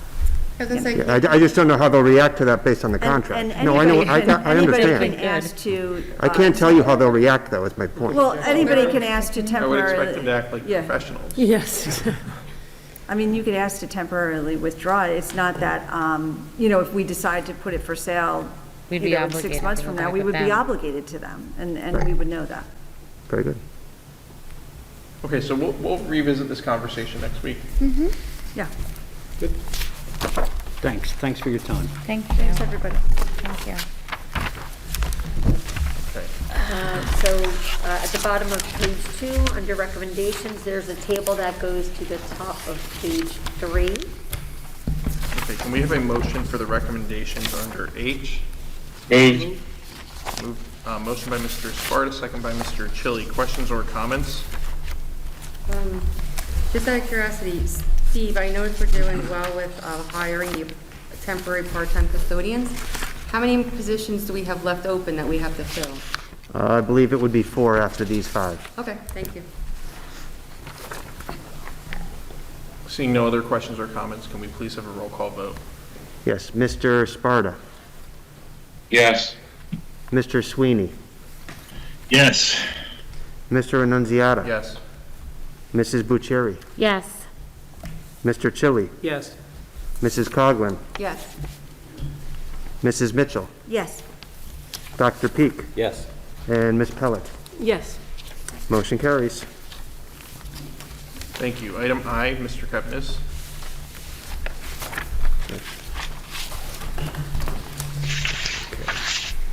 We did briefly glance at your enrollment report. That's in your packet for your review.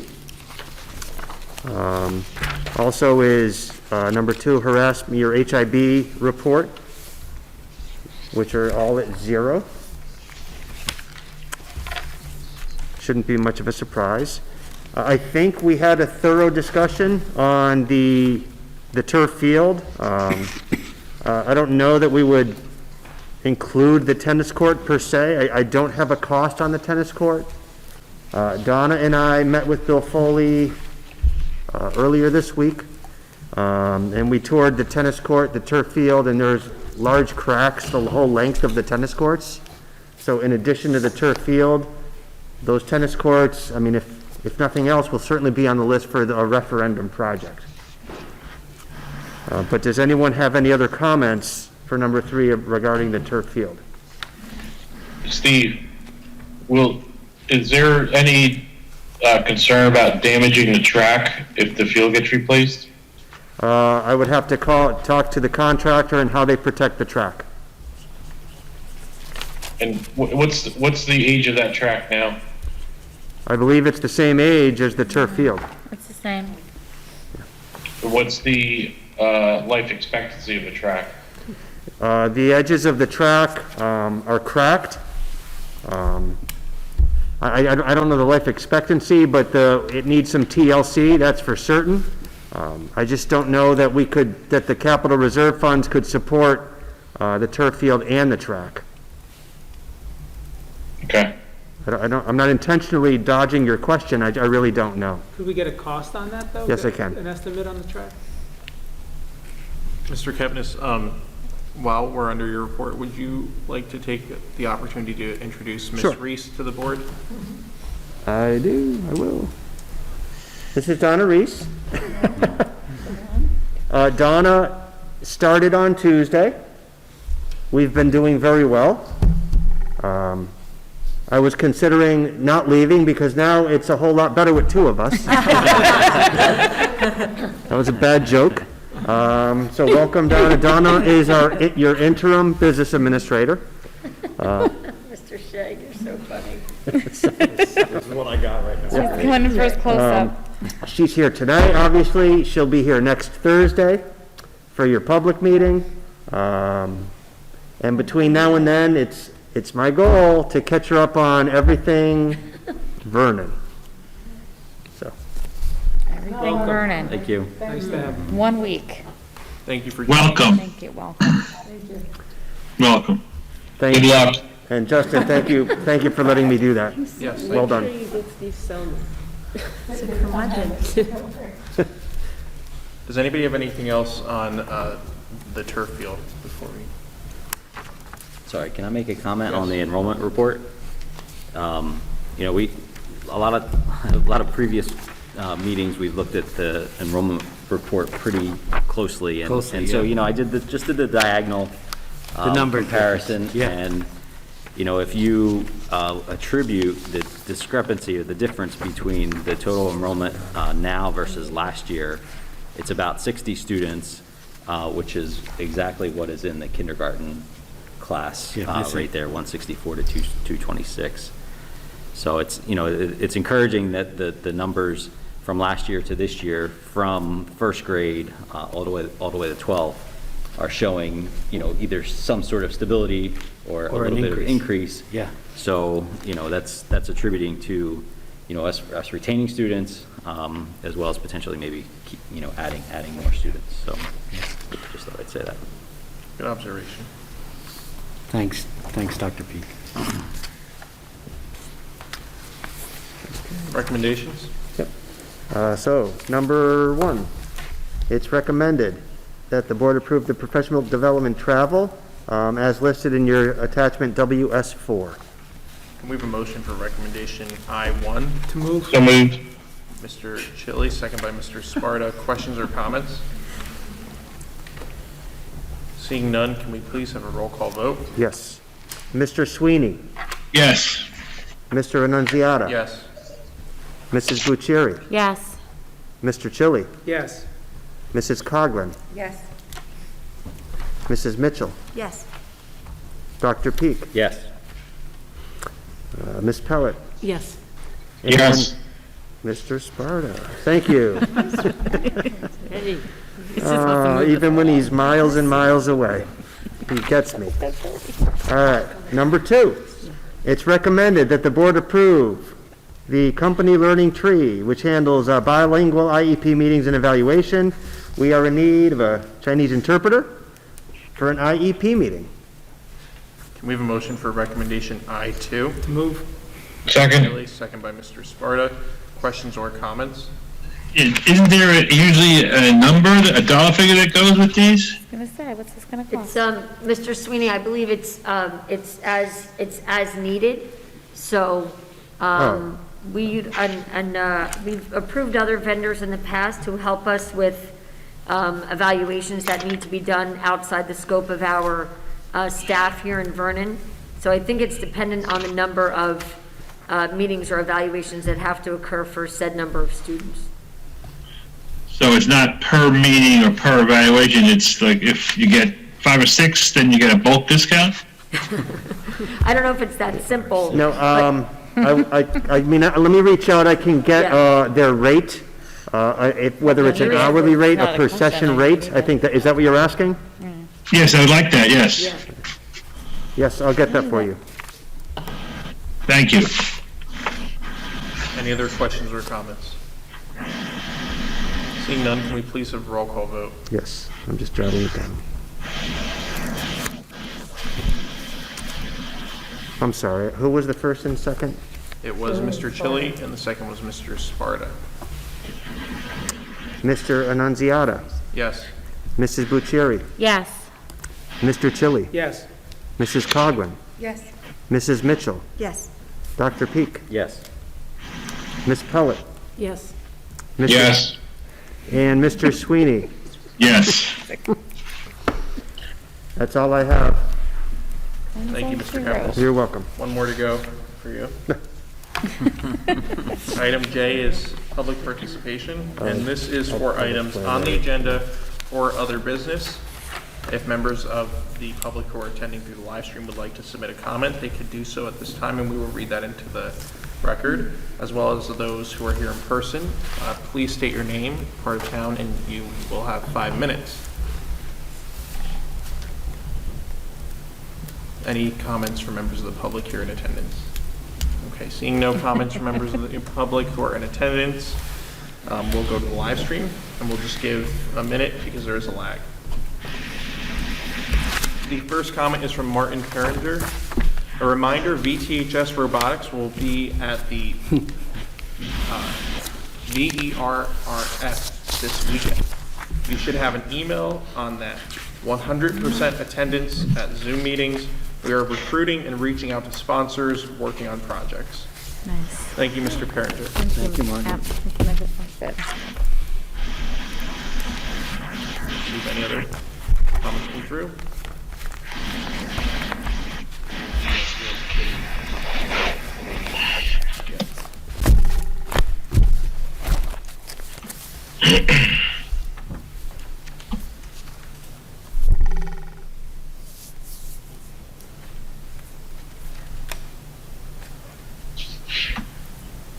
Okay, seeing no other comments come through from the public, we will close it to the public at this time and go on to item K, open board member forum.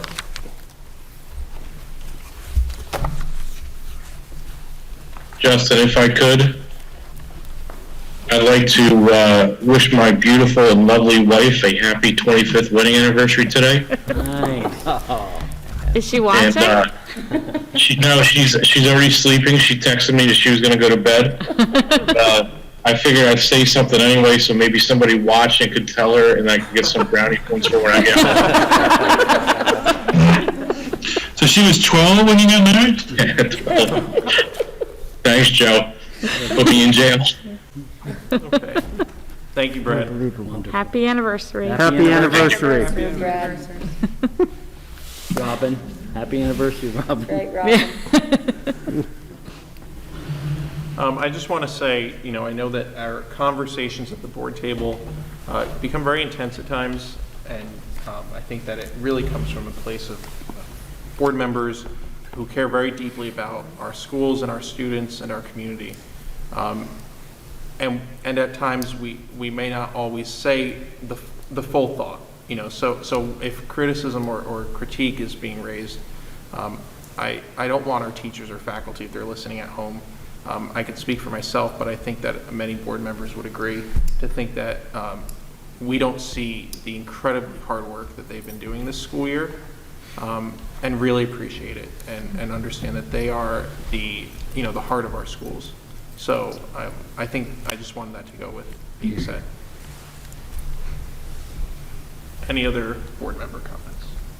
Yeah, I'd just like to second that because I know I said some things about experiences of some of the students, but that was not meant in any way as a criticism of the teachers, because I do think that they're putting in incredible effort and doing absolutely incredible things this year against all odds. So I in no way meant any of my remarks as a criticism of the teachers. Okay, seeing no other board member comments, we will have a motion to adjourn. Move. Mr. Chili, second. Second. Mr. Sparta, all in favor? Aye. Aye. We are adjourned. Thank you, everybody. All right. Aye.